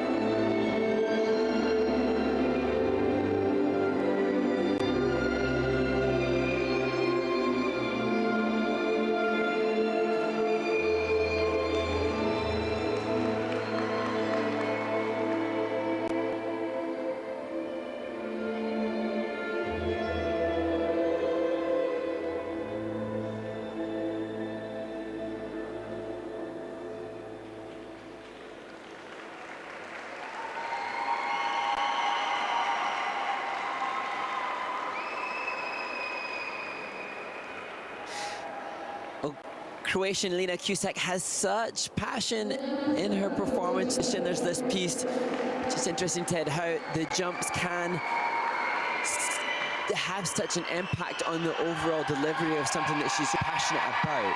And on this occasion, not positively, unfortunately.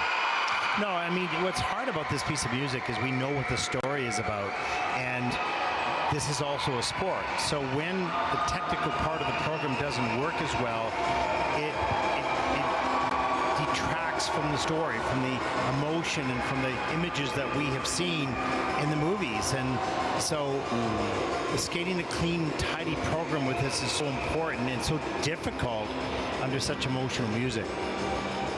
There's the triple toe, double toe loop. That was nicely done. And as Caitlin Osmond said, these jumps like this are choreography.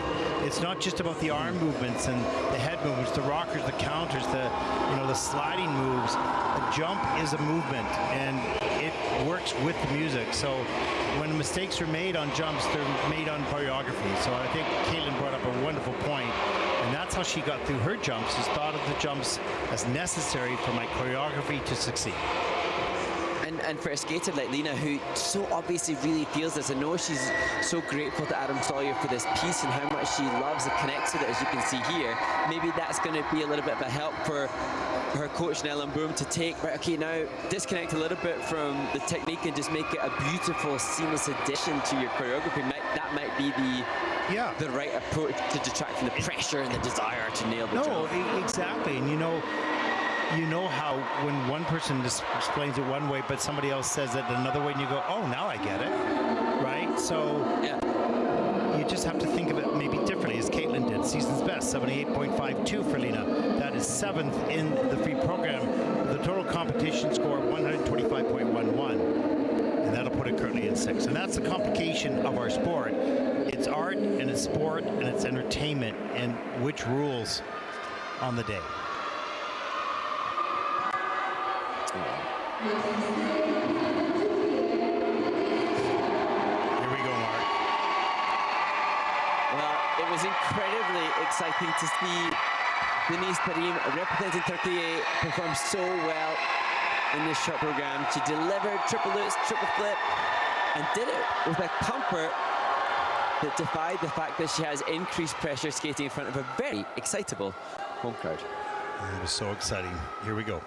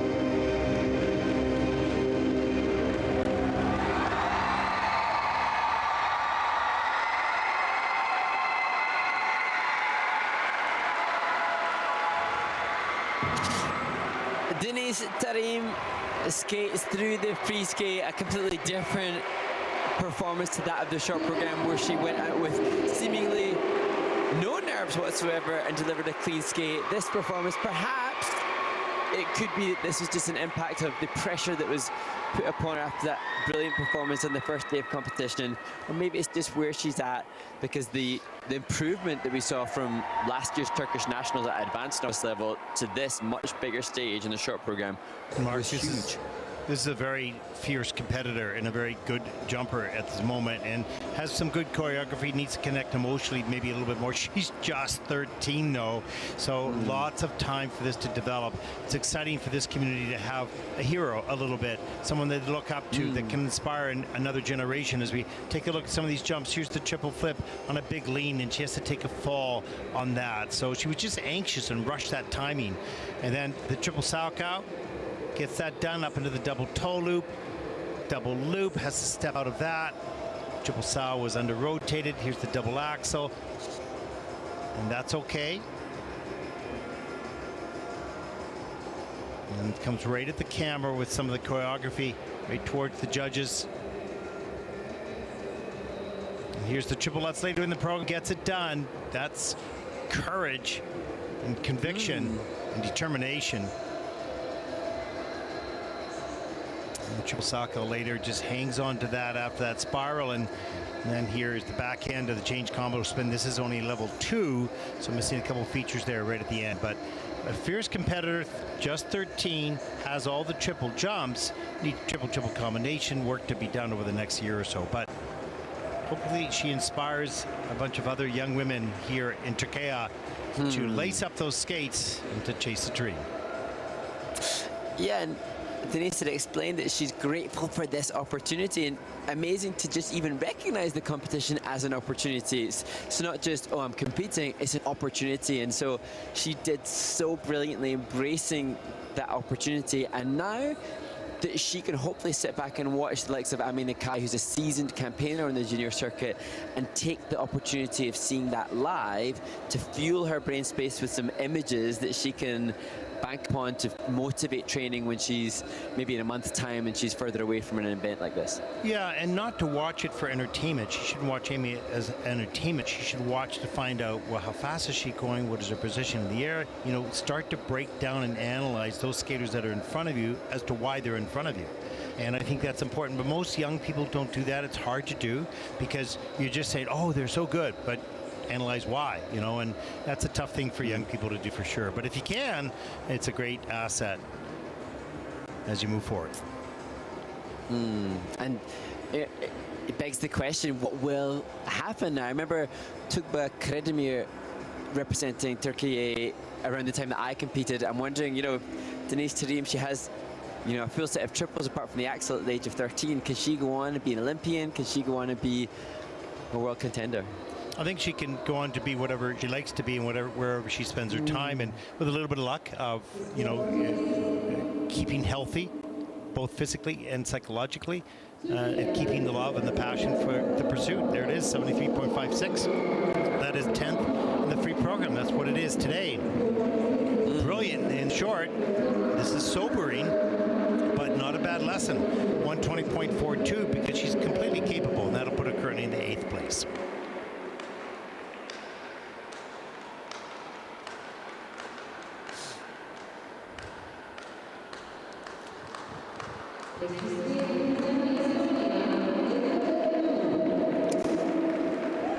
And now the next competitor, 14-year-old Elizabeth New from Tallinn, 14th after the short program. She struggled with the triple toe there. Has a lot of difficulty in this upcoming free skate to run with the Wolves.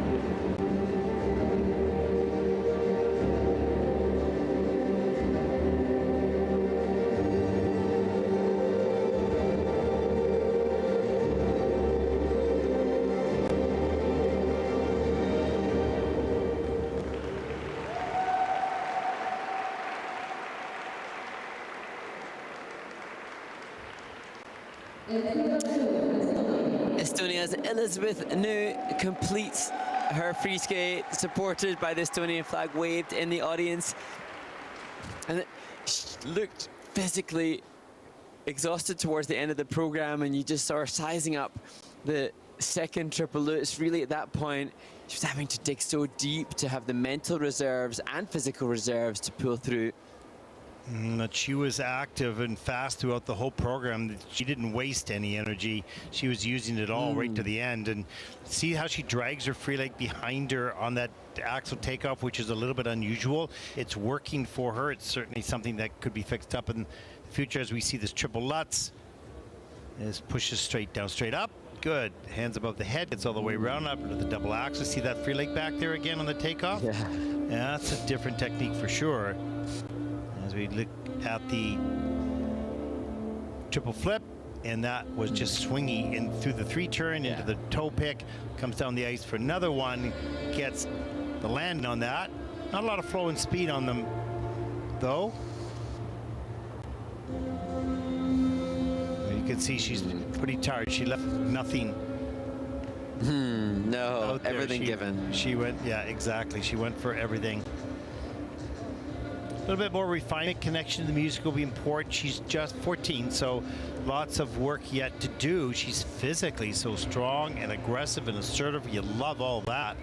It's just finding a way to use the energy most efficiently in jumping, and also spending a little bit more time what happens between the elements and expanding that out and having the choreographers work with, okay, the jumps are a certain mindset. Now this is a different type of mindset. This is performance related. So more awareness of all the body parts.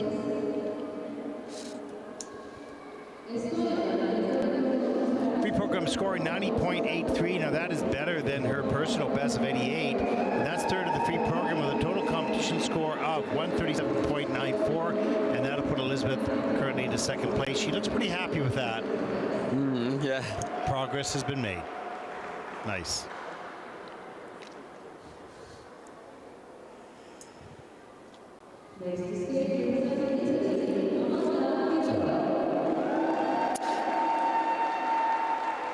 From one 14-year-old to another, this time the two-time junior national champion of Italy, Amanda Gazzo, just simulating takeoffs. This is a skater who is capable of triple-triple combinations.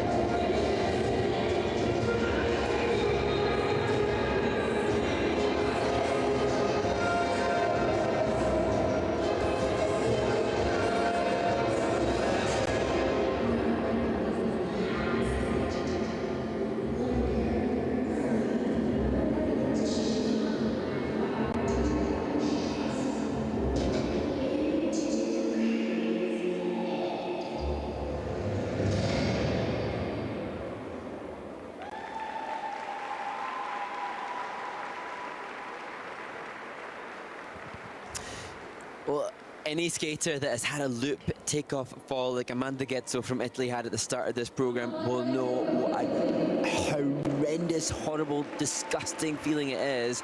And the fact that although it was a nightmare performance for her, the fact she pulled into the triple loop double toe near the end of the program is mind-blowing to me, because most skaters after that takeoff wouldn't take off again. No, she's my hero for that, because she was trying, you could see her trying to figure it out during the program, and every adjustment she made or timing that she made, it just wasn't working for her. But she didn't say, oh, well, I'm just gonna do the double loop here. What does it matter? I'm already sort of out of it. She didn't. She kept on trying to organize that, and you can see there's that fall, and that was really hard to take. And she comes back down the ice. There's the triple Lutz, too far back on the heel, over rotates it as well. Takes another fall, so now she's doubting herself totally. The triple flip she gets done, but barely, I think, under rotated. Here's some of the Ina Bauer, some of the choreo sequence. So she's struggling and thinking all the way through this program, how do I get this back on track?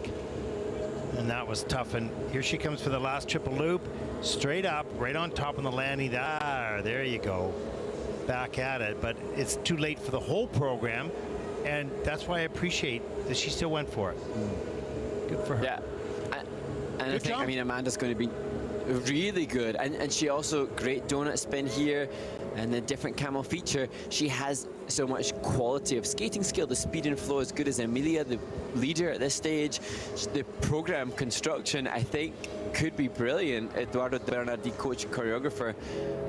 But that just, well, let's hope that's that done. You know, that's that horrible experience done. Yeah, and, you know, being in the sport as long as we have been, and all my life, is I can wade through all the mistakes to see, well, the basic mechanics there. It is. She's a strong jumper. She's a strong skater.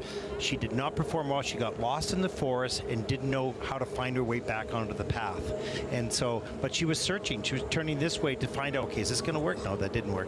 Let me turn this way. I'm going to try this way. No, it didn't work. So she couldn't find her way back into the comfort of her normal pathway running through her program. That's okay. That's a bad experience, which is going to give her some mileage, not now, down the road. And I'm sure the Italian Federation will see this skate and recognize talent, quality, well trained, well taught. Let's get her out there again to amass more experience. Yeah. 70.94, certainly not the points that she could earn. That puts her currently 15th in the free program with a total competition score of 120.17. And that'll put her currently in 10th. A difficult moment, a sad moment, a worthwhile moment for the future, not today.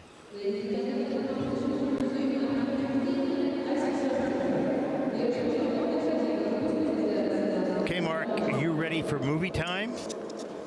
The last movie time of the day, and as we see the results thus far, we can look forward to seeing the winner's interview from Ostrava with Kaoruka Wada, who has 15 points from her win in the Czech Republic, and then a look at the history-making synchro team from New Zealand, Team Titanium, and their debut at the World Junior Championships, and then the backstage fun that took place last year on the Junior Grand Prix in Osaka, Japan. Sounds good. It'll be fun. We'll be back right after this.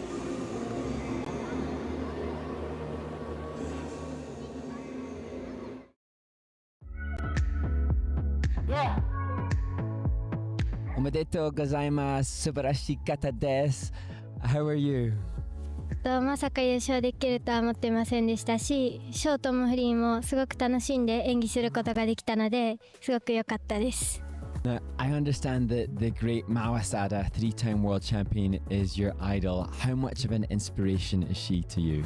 ソチオリンピックを見た時にすごく感動してスケートをやってみたいって思った時からずっと憧れで、真央ちゃんはステップがすごくうまいですし、サインももらったことがあってすごく優しいので大好きです。You will compete again on the Junior Grand Prix in Gdansk, Poland. What are your goals? Now that you've won this event, what are your goals for that competition? 今回まだまだ足りないところがたくさんあると思うので、そういうところをさらに克服してポーランドではもっと楽しく、もっと完璧な演技を皆さんにお見せできるように頑張りたいです。Fantastic. Well, congratulations again. Thank you so much, and we wish you all the very best for the rest of the Junior Grand Prix series. Omedetou gozaimasu.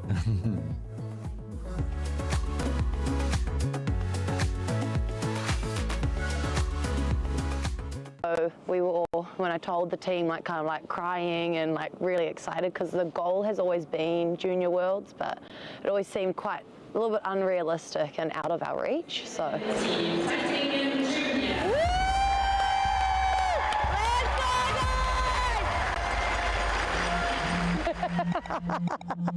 Good timing, good timing. We feel really proud to represent New Zealand at Junior Worlds, as obviously we're the first junior team to come here before. So getting New Zealand out there is what motivates me. So it's really cool that to be a part of this, to be a part of the journey with this team, because for us it's a New Zealand first, so it's really awesome to be a part of that journey.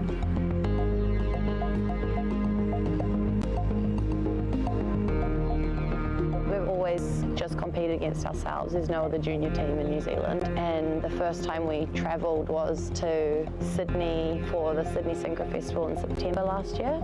So other than that, we've never really competed against other teams, so seeing other teams are a bit like gobsmacked watching them and having competition for once.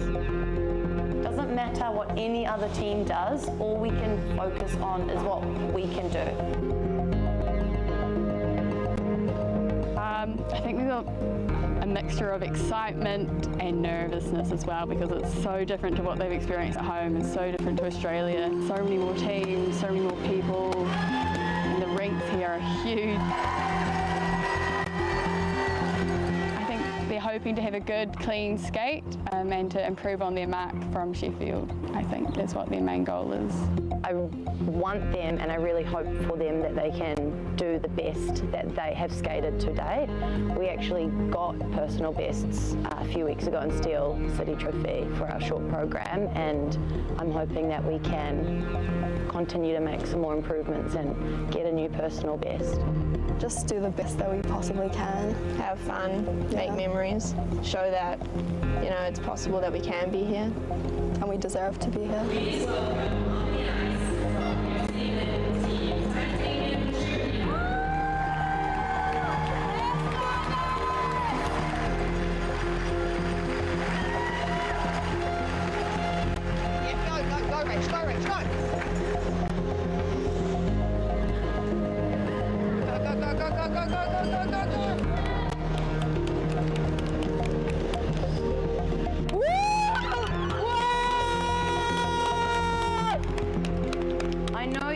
Don't all feel 100% happy, but I'm really proud of you. And remember, you've never skated in front of a crowd like this, have we?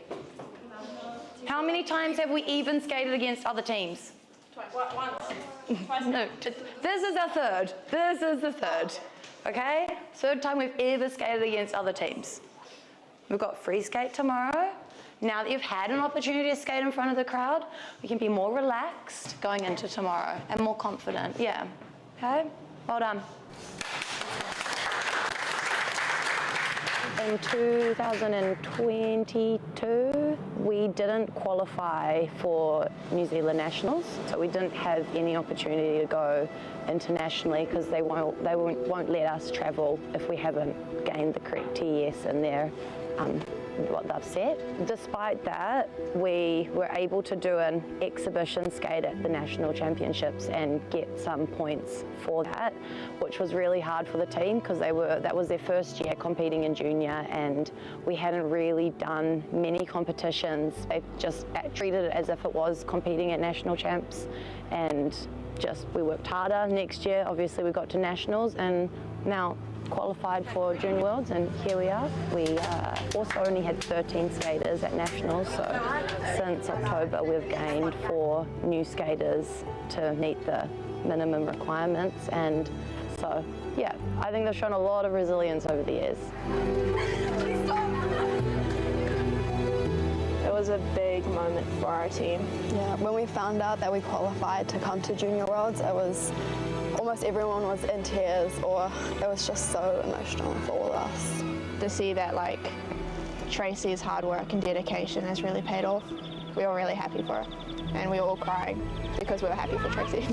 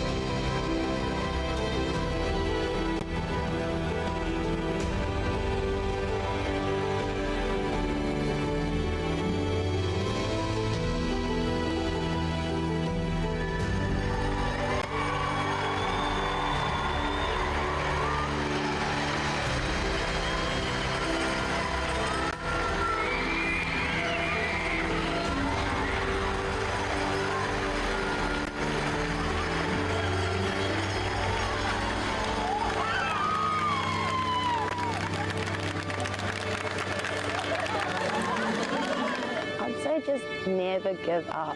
If you want to achieve your goals, just keep persevering, work hard, keep pushing through. Like, nothing is unattainable, as we've learned, because we didn't think we'd be here, but here we are. The team's worked really hard. Just my message would be just keep pushing through. No matter how hard times feel, it doesn't matter. There's always going to be a better day ahead.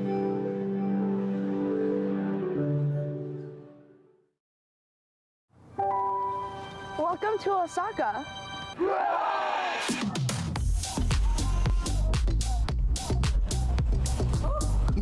So scary.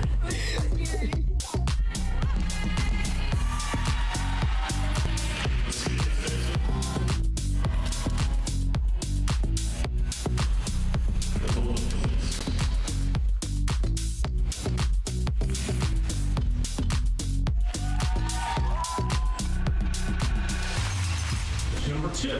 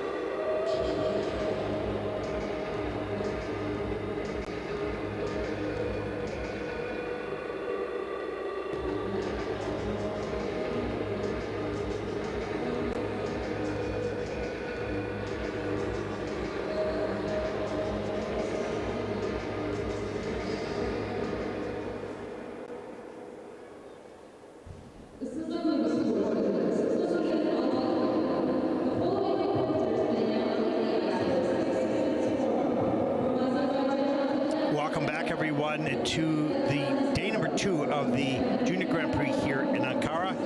The women's free program, the final 2 groups, and there's a lot of good skaters in these 12 that we are about to see, and we've had some good skaters a little earlier in the evening as well.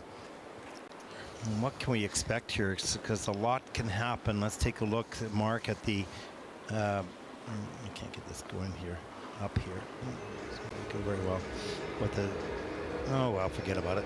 I can't get the results up here.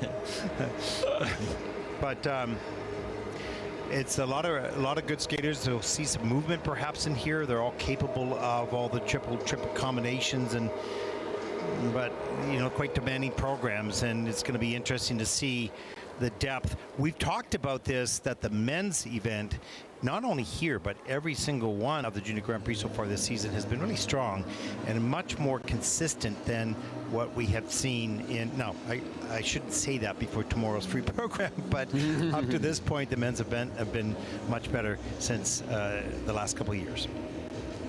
Yeah, and it would be interesting, wouldn't it, to see, I'm sure Skating Scores would be able to assist us with it, but just to see how the mean scores in the Junior Grand Prix have changed over, you know, the past few years. And certainly it does seem like, even as we were thinking the halfway point of this event, I was just acknowledging that we've seen enough triple lutzes now to see that this is the benchmark for middle of a pack in a Junior Grand Prix at a women's event.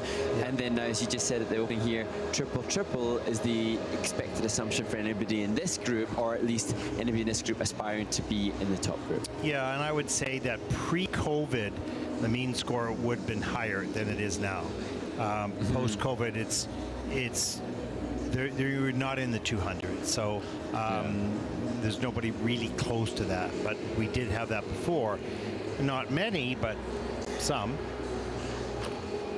So, and I suppose it's risk versus reward, as we discussed with Kirsten Murtauers regarding throw quads in the pairs event. The risk versus reward, and also the necessity. And you know, Kaori Sakamoto, the 3-term world champion, I had read has been working on a quad loop, but how fervent the practice of an element like that would be if it isn't necessary when you're the champion of the world already. So exactly, it's a really good point. I mean, when you're strategically in football or hockey or basketball or whatever, you know, what do you need to beat the other team? That's what you plan for. You go for the most points, but it may be defense. You may need to stop them more than you need to get more points, right? So it all depends on the strategy here. You figure out, what do I need to win? What do I need to do here to win? And you need the triple combinations, you need a clean program, and you need some connection to the music with some good PC scores as well. You don't need the quads at this point. Maybe down the road, but not at this point. Whereas if we look at the men's event and the sort of fashions and tides and ebbs and flows, the presence of, well, Ilya Malinin now with the quad axel and an abundant number of quads in a free skate has then set a precedent for the other men to perhaps make that more of a necessity, and that's the current state of affairs within the men's event, and that may change too. Exactly, you know, and how long can you do that quad axel for? He's very young still, so he's got lots of time, but you know, does that become problematic long term, and then, you know, what's going to win the day? So the skaters will figure this out. The skaters and the coaches will figure this out, and we will be observers along the way. And I have nothing against quads, and I have nothing against skaters who don't do quads and win an event, because they have the all-round package. It is a sport. Each week out, a different sort of recipe can win. Yeah, and you know, it's interesting online. I see the passionate skating fans that will argue that, oh, you know, there's not as much of this or there's not as much of that. But what we can see, if we take a look at the overall picture, is a a trajectory that is constantly evolving in the base standard of quality of skating. Well, I'm a hockey fan, and there isn't so much fighting anymore as there was back in the 70s and 80s. Yeah. There's no fighting anymore, but you know what? It's way better hockey. It's faster. It's even though it's tough, it still is tough and rough. It's not that there isn't the odd fight, but the skill level is so much higher, and so things change. Time changes, and we're seeing those changes, right? So ebb and flow. Yeah, and I remember 2010, it would be in the Vancouver Olympics when Evan Lysacek won, and people were gobsmacked and aghast that a skater could win in 2010 Olympic title in the men's event without a quadruple jump, and that came and that passed, and that served its time, and it was right at the time, and so everything is a constant state of evolution. Yep, absolutely. I'm okay with whatever happens because we don't actually control it. yeah. We can observe it, but yeah, I'm glad we don't control it. So no further questions. We hope we get some for tomorrow. Yes. We've got the free dance, of course, with the men's free. That'll be exciting. Actually, Ted, I forgot. Teresa had sent some questions through, but I don't know if there's time, but one for Ted from @PotteryPole. How was recording Scooby-Doo? What's the significance of that? I don't know. I'm not sure. I think that's the way Scooby-Doo talks. Maybe that's the significance. Recording Scooby-Doo, I don't know. I have no idea Aaron what that's Raymond, Aaron Raymond wants to know about your experience of winning the Nebelhorn Trophy, which is actually, it is, oh, I'm not going to say it. It's a while since you won, but it's happening this week. It's oh, God.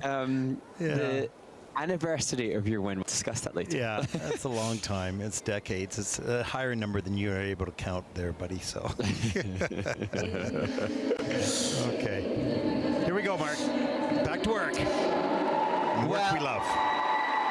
So true, and we love nothing more than to see the reaction to a skate like we saw from Sabina Alieva after her short program, a skater that I believed has such potential but hadn't been able to quite replicate it in the Junior Grand Prix. She did that with a clean skate in the short program. Now there are 4 more elements in this free skate. Let's hope that the success and joy of her short program will power her through the 11 elements in this free skate.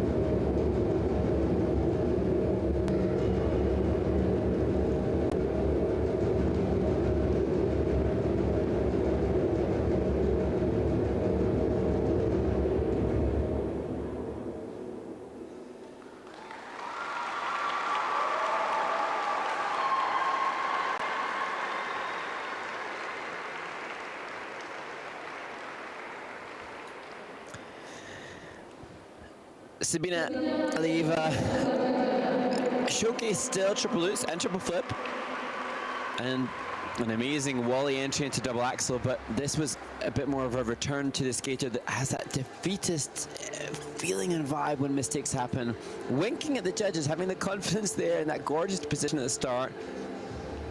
But I wonder, Ted, how many run-throughs are done in the training rink for Sabina to be able to showcase what she's so capable of in isolation. You simply cannot replace, teaching does not replace it, thinking doesn't replace it. You cannot replace run-throughs. Run-throughs teach you every scenario that you're going to be faced with in competition. It puts your body in shape, it puts your mind in shape. And what team we heard does 7 run-throughs, I think it was in ice dance, per day. Yeah. You should be doing at least a short and a free minimum. You should be doing probably more. You don't have to do all the difficult elements. You can do them doubles, whatever, but run the program.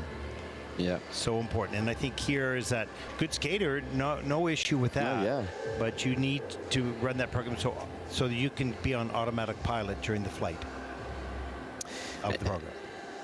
Yeah, so true. And it's interesting. Obviously, we keep referencing what the ice dance team who have won both of their junior Grand Prix did in regards to their program run-throughs, but if anything, that says so much. This was a team that have won both their events. I wonder how many run-throughs are done by most skaters, and there's just nothing that replaces it, and the skater has to really ask himself the honest question: how often do you go start to finish? And whether you rotate every triple or not, do you commit with the belief that you're going to skate like competition in training every week? Yeah, and you fool yourself in your mind that, no, it's okay, I'm going to do this section, I can do that section. And there's some days physically that maybe that's wise, and you decide that with your coach. But when you make that decision yourself, not because it's actually good for you, because you figure, well, no, I'll just do this section because I like it the most. Right? If you're truly honest, truly honest with what needs to be done versus what you want to do, well, things will change. It's hard to face that, though. It's easy to say. I don't have to do it anymore, so I'm going. Okay. Season's best, 78.82 for Sabina. That's 7th in the free program. I think what she could do, if she does all the elements, has a little bit more connection in between them as well. Total competition score 129.84, and that puts Sabina currently in 7th place.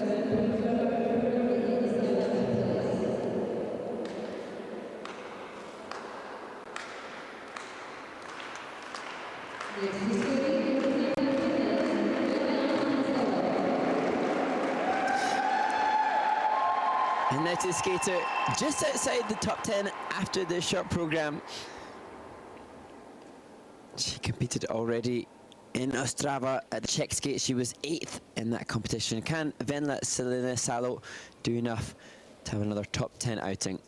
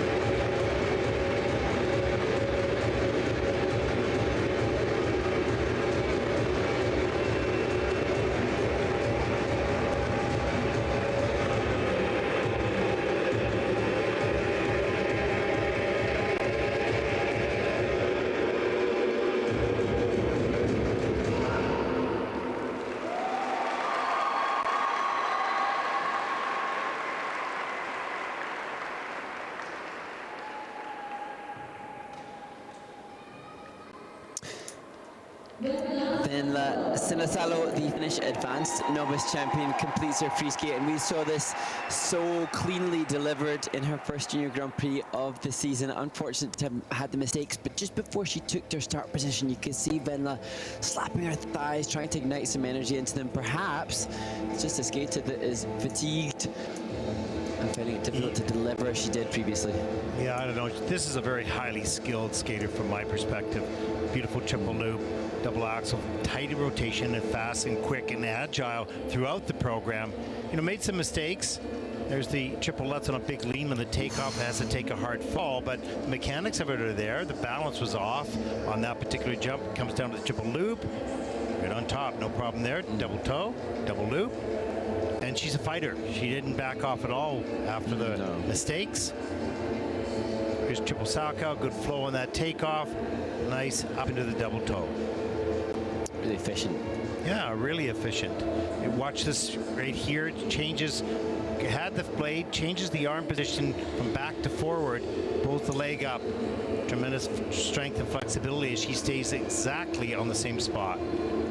Nice. And then a little later in the program, quick double axel, soft knees in the landing, and knee slide. And that's right at the end of the program, Mark. She's in good shape. Yeah, really good shape and interesting. Obviously, the finish position somewhat unique. The use of the arms throughout the choreography, different and creative, and a different approach. And it's just interesting. Here we see Susanna Malinen, the coach again, who's had such joy in the Kiss and Cry, with Darja Trubitson, who's rocketing up the rankings with her skate, and now Susanna has to do a different kind of Kiss and Cry experience and cajoling Venla Sinisalo, who's less joyful with that performance. Just remember, she's 13 years old. She had 2 falls. She is 92.64, but that is third for the moment in the free program with a total competition score. And she'll be disappointed with the numbers, but she shouldn't be with her skate because she's so skilled. Well, she'll be disappointed with the skate as well, but 146.24. She is a really good skater, a really good jumper, quick and agile, and she has a bright future. It'll be a lot of fun watching her continue on her pathway, on her journey in this sport.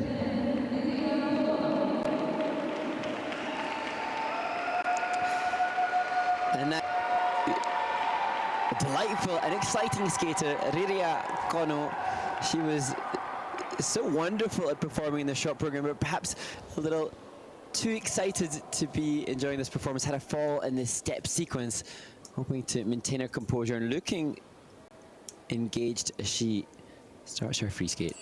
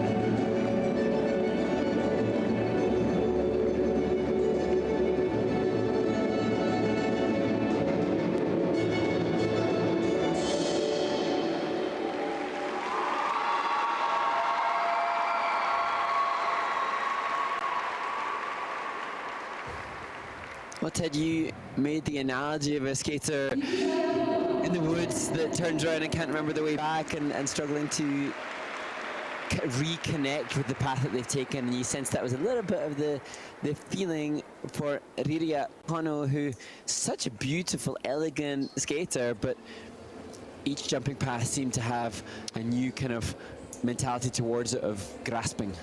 Yeah, you know, another example of a really, really, really good skater that had a really, really bad day.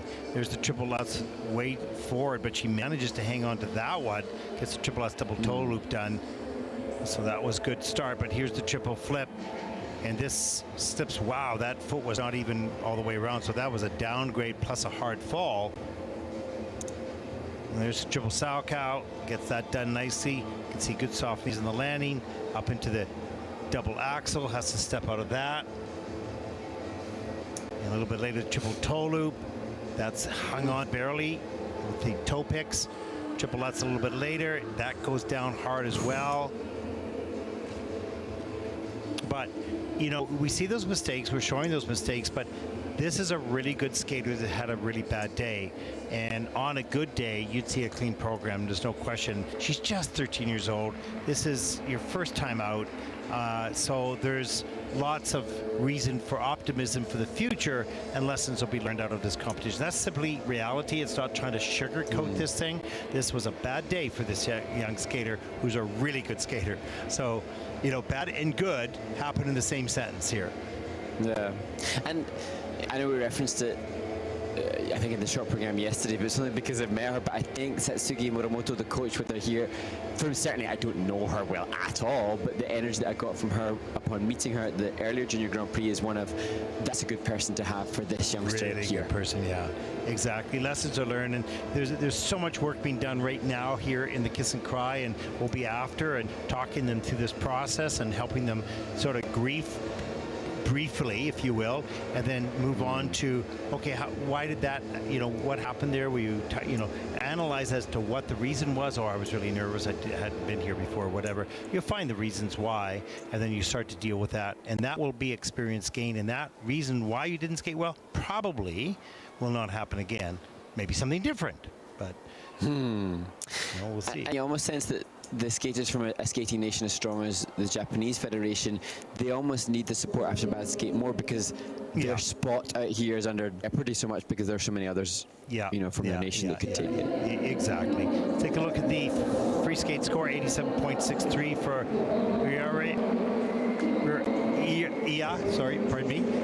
and that puts her in 8th in the free program with a 142.18 for the competition. She'll be currently in the 3rd place. Certainly has all the skills and ability to be the top of the leaderboard, but not on this day.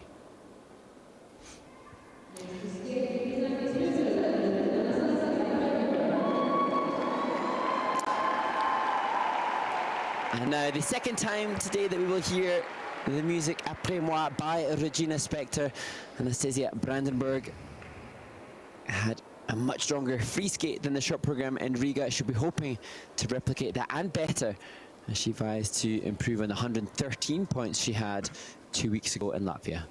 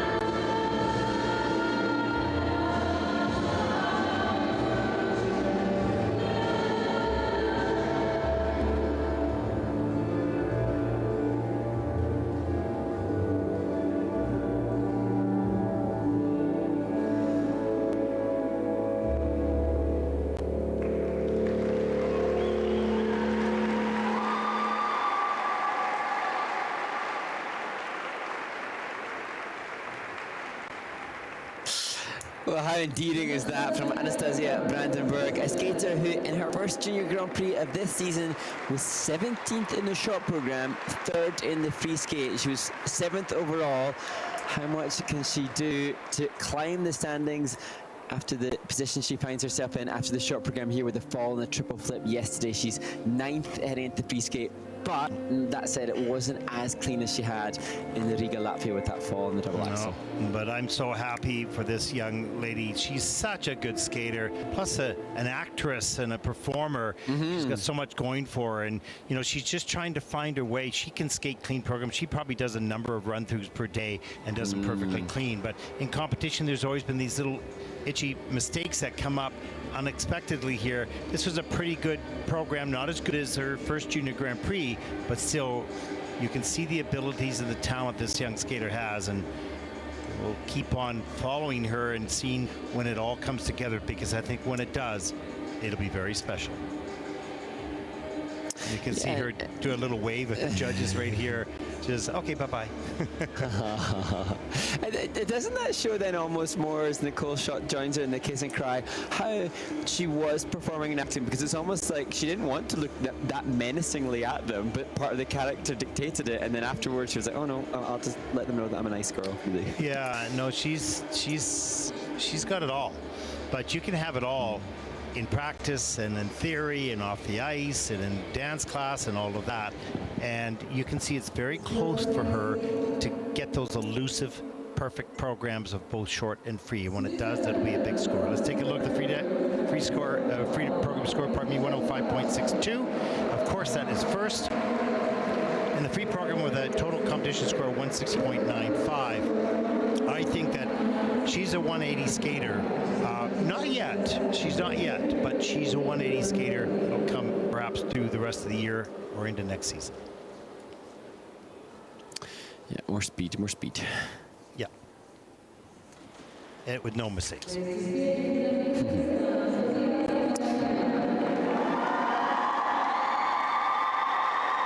now the debut for Kazakhstan on the Junior Grand Prix for Sofia Samodelkina. Judges had very differing opinions as to how to place this skater in the program component scores. Does she have the potential with this free skate to climb back to the podium which she found herself upon 3 years ago in 2021?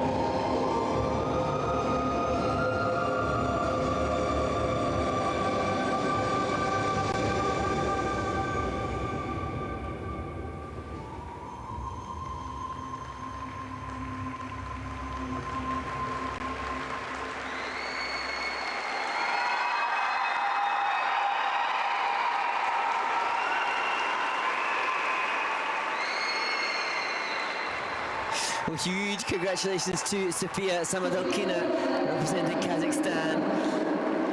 And there were, I don't know if there was like tears in her eyes, but you saw the smile seep into her face in the conclusion of the final jump. And I think this is a momentous occasion for her, competing back on the Junior Grand Prix after the 3-year hiatus. And a really strong skate, and I love the spread, you love the spiral. I was trying to really consider how the judges would make the comparison and the components between this and that, which we've seen and will see. But certainly, whatever the outcome, she will be very happy with what was delivered. Well, she's certainly maybe more suited, or is suited, for the senior categories now. She's more mature, she's in her performance and connection with the music. She kept her rotational abilities, triple sow, very easily. She jumps extremely well, gets airborne, turns very quickly. So that basic technique that she learned when she was young is still there. In her new body, sort of just keeps all the timing just wonderfully. Yep.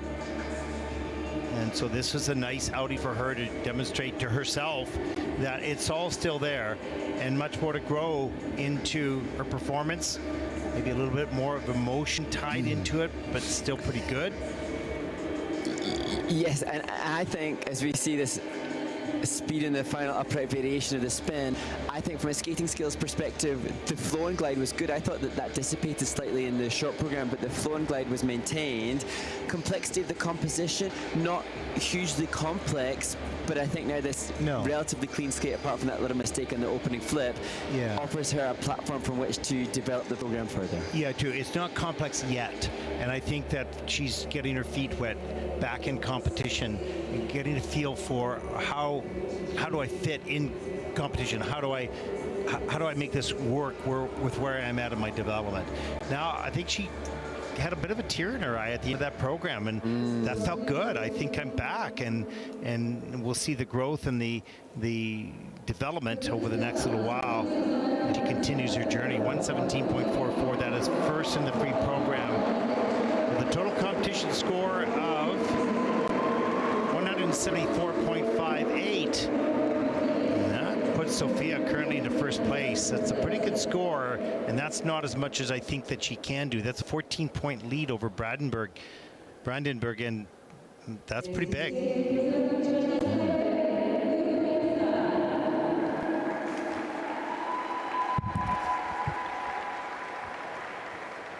And now to the highest ranked skater in this group, born in Taipei City, 15-year-old Yu-Feng Tsai, and she will skate to music by Camille Sanson.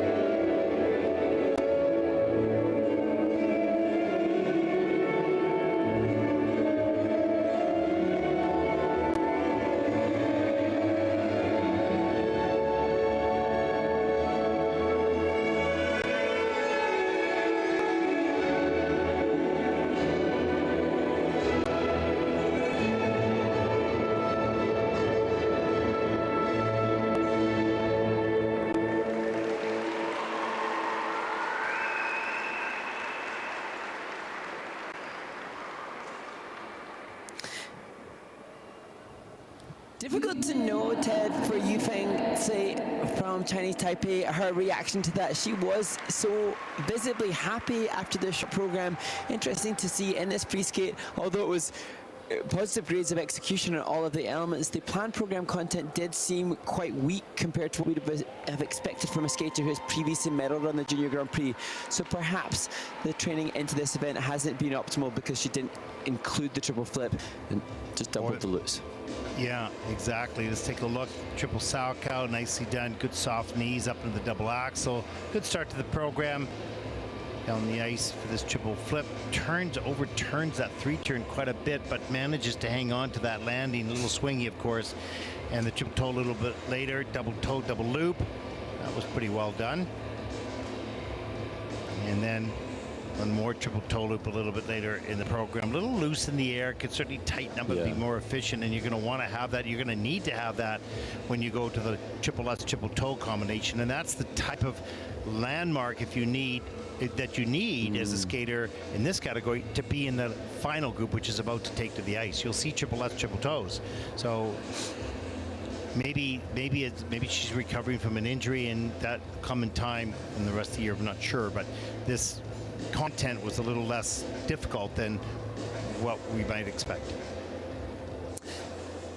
Yeah, and I struggle to get as much background information on some of the skaters, and it'd be great to know if there has been a reason and rationale behind that. But certainly Yu-Feng seems now happy in the kiss and cry, and that will be based on what's been happening in training. And so we don't know what has been happening coming into this event as to where she's at, because certainly if it was like last year where she had 117 points, this isn't going to be close to that, but maybe in practice she's been delivering free skates that are worth 100, 105. Yeah, we're going to talk a little further of that in a second on the warm-up. Let's look at right now at the free program score, 103.72, and she looks pretty happy with that. So, you know, that may have been the goal with what she's capable to do right at the moment. 161.23. That'll put her, for the moment, into second place. And there's a look at your top 5 on the leaderboard with 6 skaters to come. You can see Sofia Samodelkina in first place, clearly by a pretty big lead. As we take a look at the final group number 6, taking the ice for the 6-minute warm-up now. You know, Mark, we were talking just about, you know,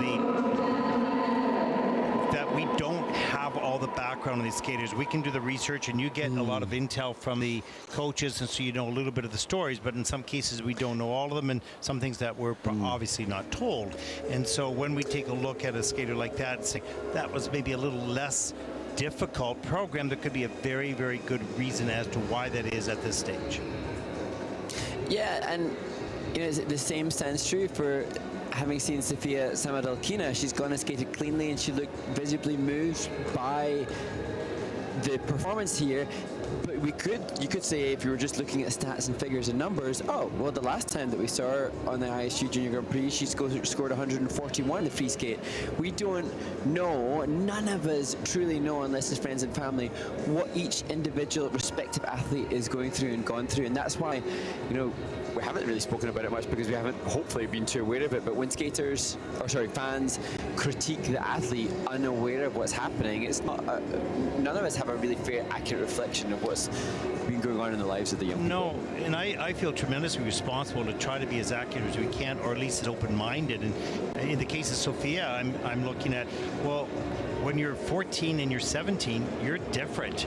It is different. So, you know, we don't know what journey she's traveled during those 3 years, and neither do we with any of the other skaters. And we can take a look and assess what we see in front of us and do our homework and research and find out what the journey has been up to this point, but certainly not pass any opinions, because it's their personal journey, and we probably most likely don't have all the we don't have all the information. Not most likely, we just don't, and neither does anyone else.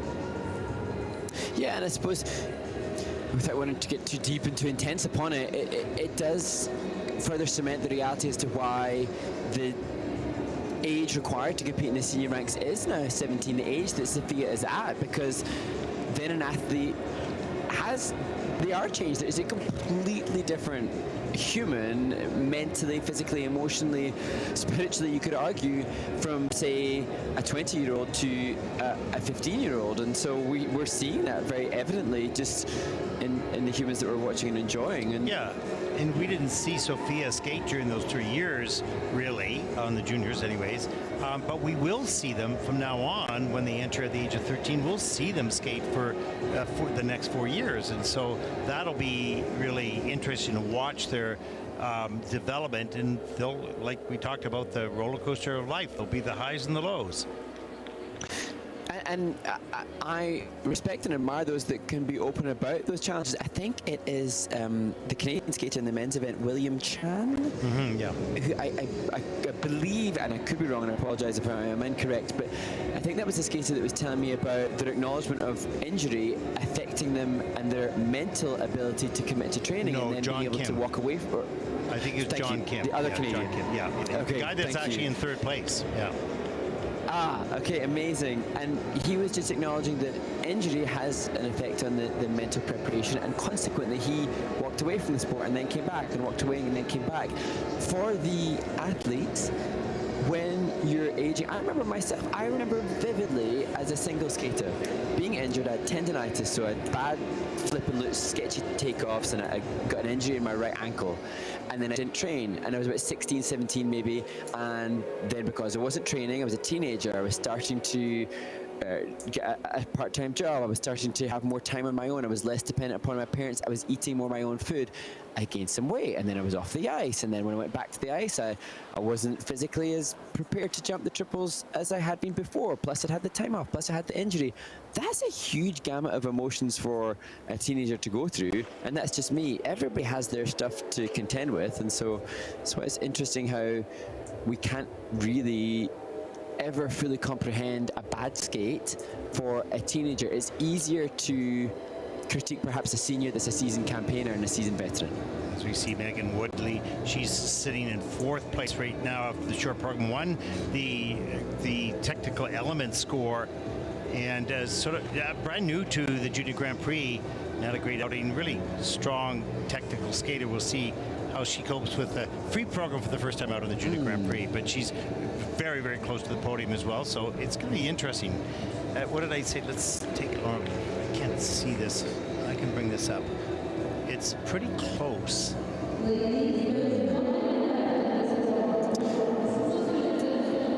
less than just 6 points really between Inga Gurgenidze and Amilia Neovi. Kind of interesting to see Inga looking like she's working the triple axel. We know that she's been working on that regularly and repeatedly, but shaking her head there, indicating that it's maybe not being her friend in the warm-up. Does she feel she needs that if the judges are going to give her a podium place?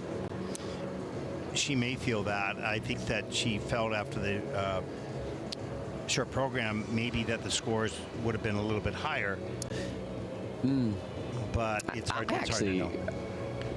Yeah, I actually thought Inga skated really well in the short program, and I think I would have given more on the component scores for Inga, so we'll see how it fares today. And then you run the risk then. Inga skated cleanly and really well in the short program, and I'm thinking, I would have given a bit more PCS. Today she might be thinking, right, okay, so I need this triple axel to get me the podium place, but then if you run the risk of the triple axel, the PCS that the judges saw yesterday might not be the same as now when you put that higher confidence. So we'll see. Here we go, final group, and podium will be identified. The champion will be given the gold medal, and then the points will be awarded towards the Junior Grand Prix final as we move ever so closely to that now. Our first skater, Mark. Yeah, she was not far off the podium in 5th place at the Winter Youth Olympics in Gangwon. Inga Gurgenidze. It was a brilliant short program. Can she deliver another clean skate? But the planned program content dictates the triple axel should open the program. Will she go for it? We'll know in the next 30 seconds.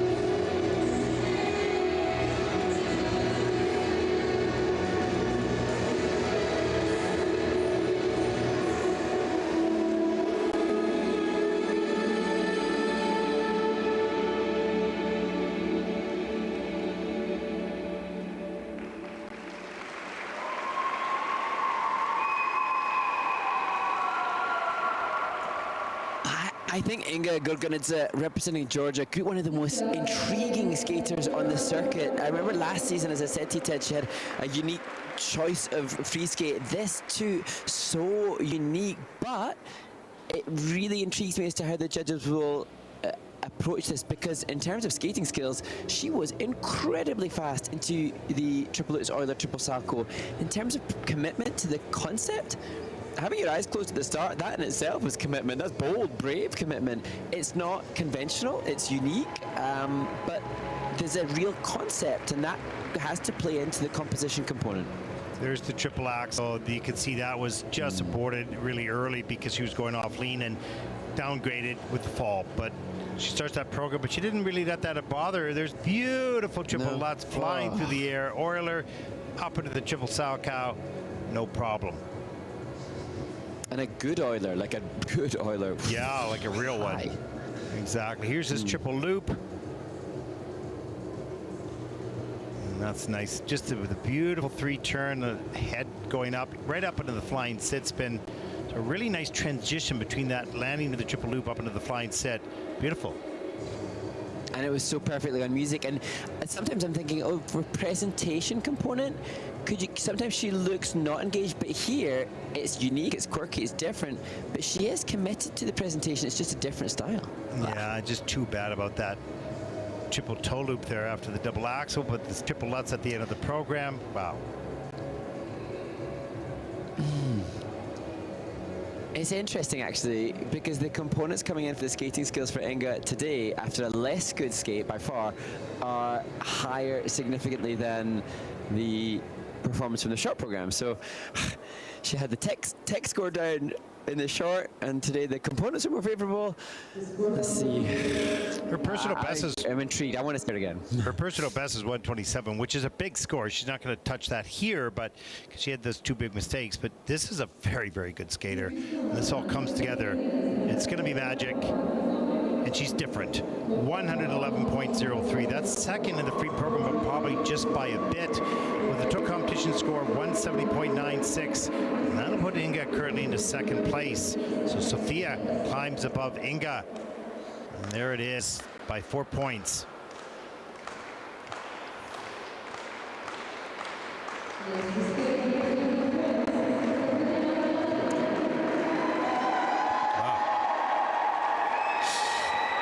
And now to the winner of the silver medal in Ostrava. Can Stefania Gladki make another podium place and secure a spot at the Junior Grand Prix final?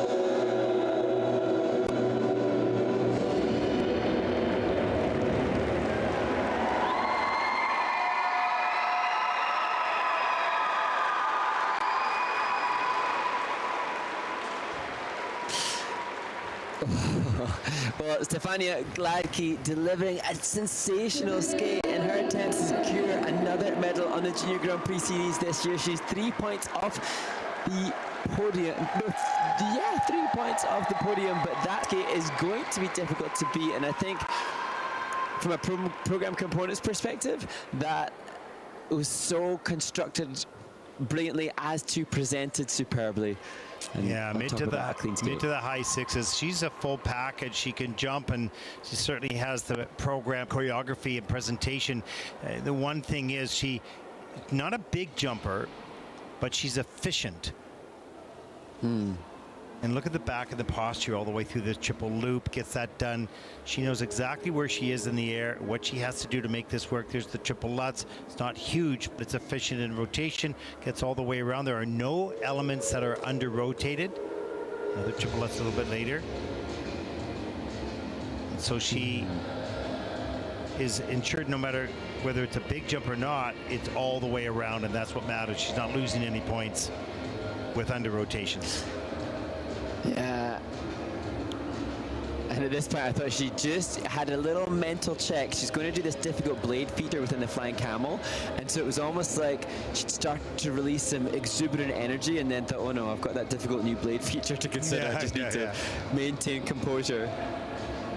And I actually think, Ted, that this less skating skill in terms of speed, flow, and glide. Than Sofia, but probably better composition and presentation. So totally. We'll see how it all I think out. the score is going to beat Sofia's. Was a delightful program without any errors, big errors. Season's best, 121.90. That is first for the free program. Big smile on Stefania's face with a total score of 182.32, and she is clearly in first place. That smile comes from the heart and the soul and the head. She did it. That elusive program, when she needs it, was here tonight. And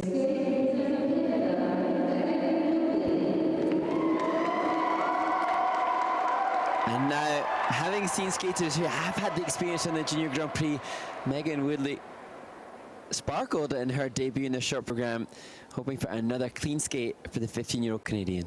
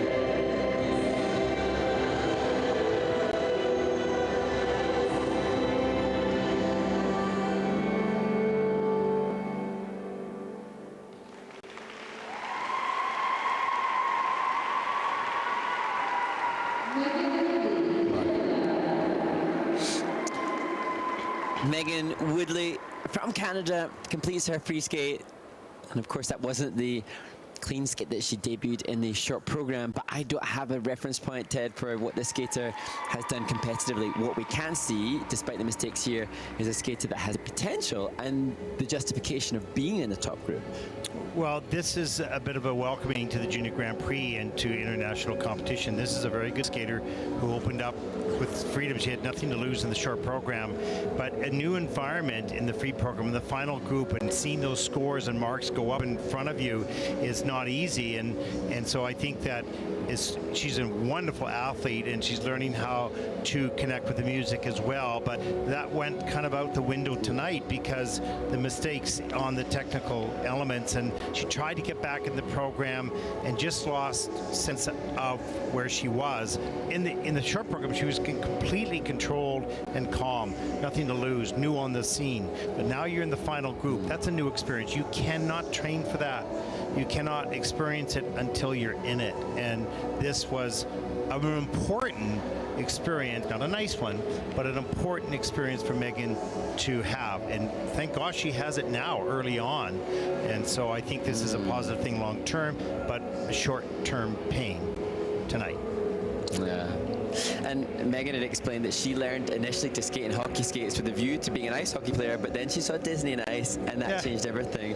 That's awesome. Who knew when she saw Disney on Ice that she would be representing Canada in Ankara in Turkey at Junior Grand Prix? And I think, although mistakes made, she could go on to become Canadian representative at Junior Worlds.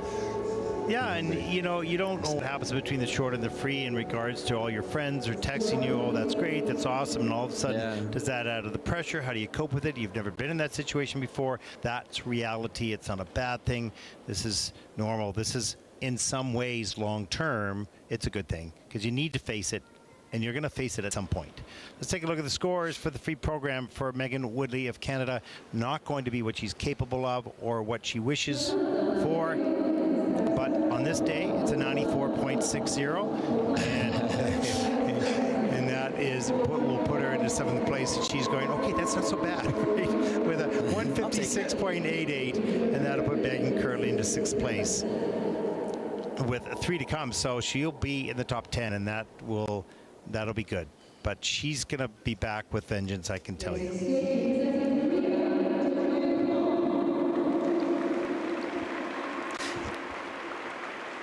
And now to the first of two Korean skaters skating back-to-back.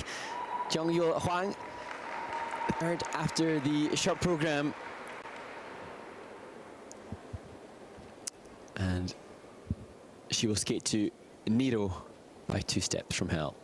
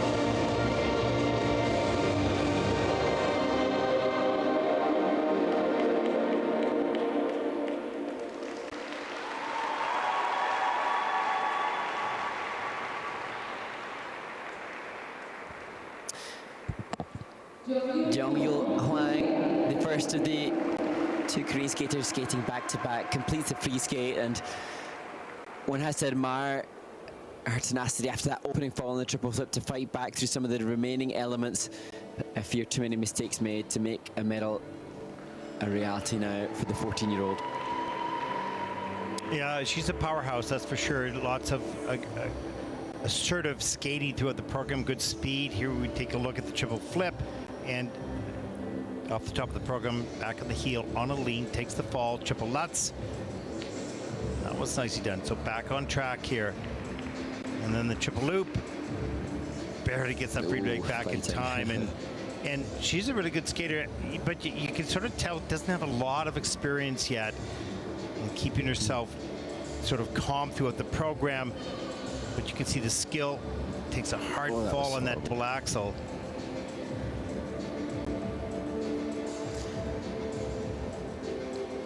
And carries some good speed throughout the choreo sequence there, and here she is, the final sit spin. And I thought it was so interesting to see Yuseong Kim, her compatriot, watching ringside. Not often do the skaters stay to watch their skaters before them. That was really interesting insight into the mental preparation for the subsequent competitor. Well, the dressing rooms are actually a little bit further away here, so you've got to be in the rink when the skater in front of you is just finishing the program. So, and it's your coach as well, and your colleague and your teammate. So, wow. And Jong-Yuh Hang will compete in Wuxi. She's scheduled to participate in the final Junior Grand Prix of this series, so hopefully she'll be able to take the good short program from this event in Ankara and then add to that with a good free skate and potentially come away with the medal at the final spot. But that event will be probably even more hotly contested because everybody's then trying to see who will qualify for the final. Yeah, that will be a good competition, that's for sure. As we wait for the scores, 3 out of the 11 elements have been reviewed and now cleared. We have obviously a downgrade on the double axel, that hard fall, under rotation on the triple toe loop behind the double axel. And that is it. The rest of the program is kind of clean. They've got 1, 2, 3, 4 elements out of the 11 are with minus GOEs. It's 2.65 minus and a 2.12 minus, so left a lot of quality points on the table. Pre-program score 99.58. That is 7th in the free program, with a total competition score of 162.92, and that will put Jong-Yuh currently in 4th place overall. Stefania Gladki still in the lead. 2 skaters to come. Sofia Samodelkina in 2nd.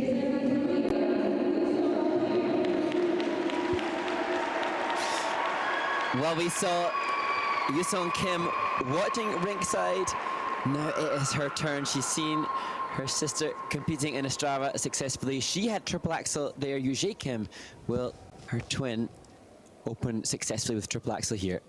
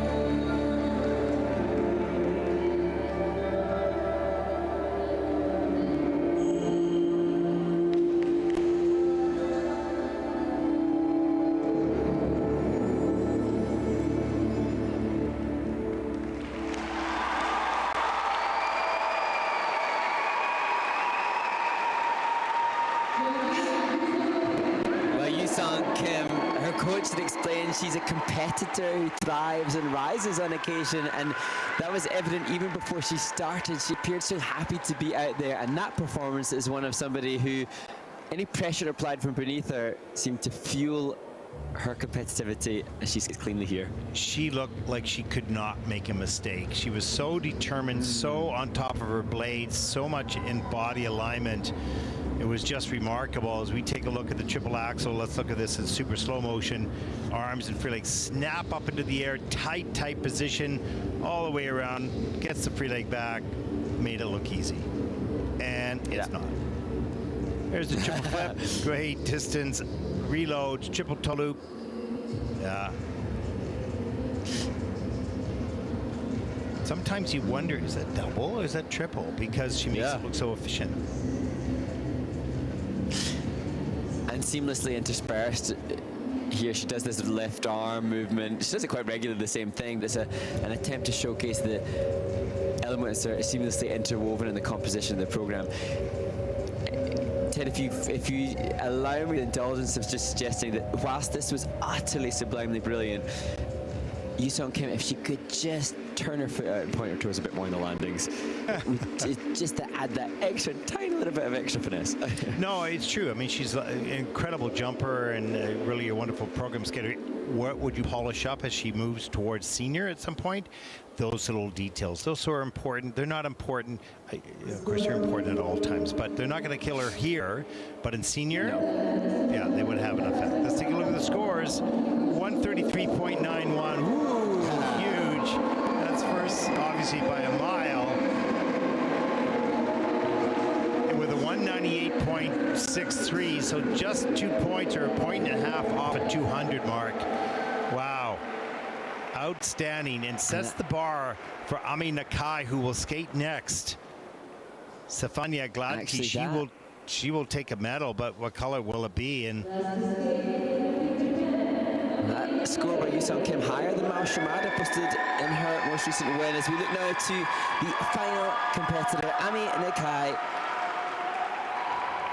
She's medaled at Junior World Championships before. She has competed at the Junior Grand Prix final twice before. Can she start her campaign to make it a third time at the Junior Grand Prix final? She too intends a triple axel to start.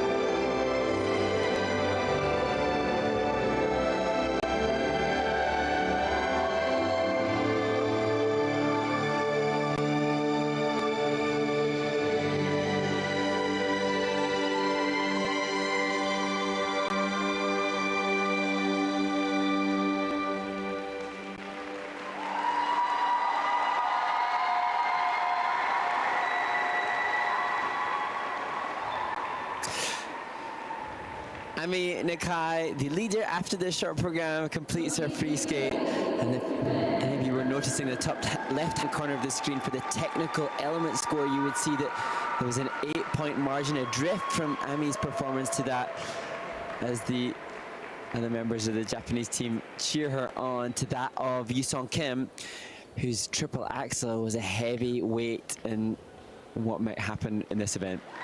And you can see Ami getting off the ice, holding her left hand. I think she's cut herself, and you see a little bit in a kiss of cry. Here's the triple axel, and she gets around, but not at the foot, but not the upper body, and is not on top of her blade when she makes contact with the ice and has to take the fall on that.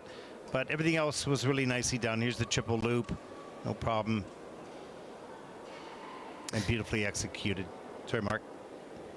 Yeah, and as we see this triple loose double toe, that another minor tech lowering, and this second Lutz was, or Lutz Euler triple sacco was good, but just not a sustained landing position, so the grade of execution not as good as the likes of that triple loop into double axel, and again even there just a little tighter than that which Yuseong Kim delivered, making it easier for the judges to go up more positively in the grade of execution. What I would say is that Ami Nakai's maturity is really evident, and you can see that layering on her development as an athlete, just 16 years of age, but the work done with Kenji Miyamoto and David Wilson to storytell and exude emotion is really showcasing the improvement. Well, Ami's PC scores are higher. They're slightly higher in the 7s. Yeah. But the technical scores are the issue with the misses and the fall in the triple axel. And you'll see a 125.39. That is second in the free program for Ami. Beautiful skater, no question, with a total competition score of 191.61. And that'll put Ami Nakai of Japan into the silver medal position. There is your top 5 skaters. That was exciting, and wasn't all perfect skating, but some great competition, battling for position on the podium as we take a look at the final standings. The gold medal winner here in Ankara, week number 4 on the Junior Grand Prix, Yuseong Kim from Korea. Well, it makes it 2 women have won Junior Grand Prix events so far this season from Japan, now 1 from Korea and 1 from China. So an Asian dominance continues, but different nations claiming the top spot. And great to see Stefania Gladki, second time on the podium, and she stands I think a pretty good chance of making the final. There's still much more skating to come, 3 more weeks on the Junior Grand Prix, but what a brilliant performance she had here as well. And now they're taking out the carpet for the podium setup and the medal presentations, and we're going to make sure that you stay online to see the presentation for both the pairs and the women's presentations as they set the rink up for that. And tomorrow we'll have the free dance. We'll close out the whole event. That'll be tomorrow afternoon, evening. We'll start the day with the men's free program. And Mark, any final comments on day number 2 here? Well, it's huge congratulations to all involved, and it just, I keep mentioning it, but it does heat up the excitement, and it sends the signals out to all the skaters that are watching, that are participating in subsequent events, and just hopefully motivates them all to just dig that little bit deeper, do those extra run-throughs, and solidify better performances in what's to come. An interesting day of skating with 1 more to come here from Ankara. For all of us here at the ISU, I'm Ted Barton along with Mark Hanratty. Make sure you stay online to watch the medal presentations for the pairs and the free. But join us tomorrow morning for the men's free program. For all of us here at the ISU, I'm Ted Barton, Mark Hanratty. Good night, everyone. Thank you for watching.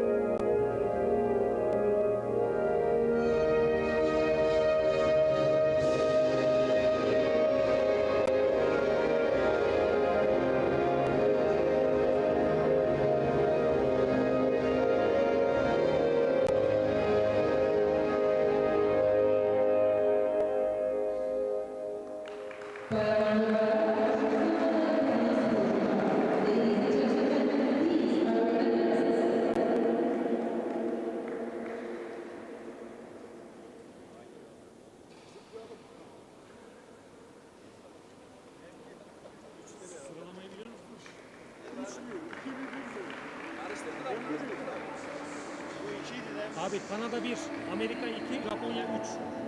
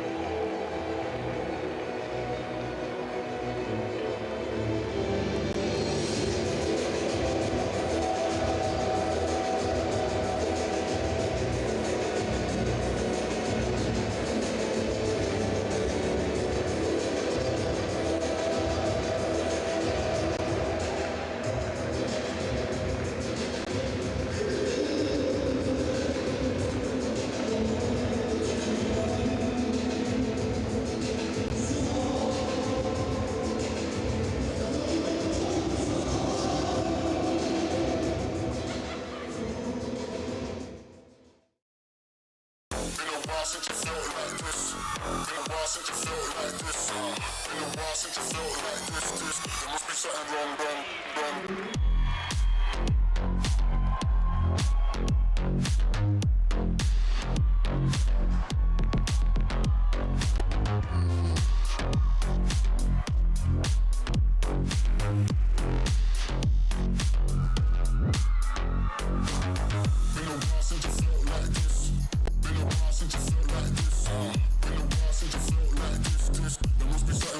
I guess I felt.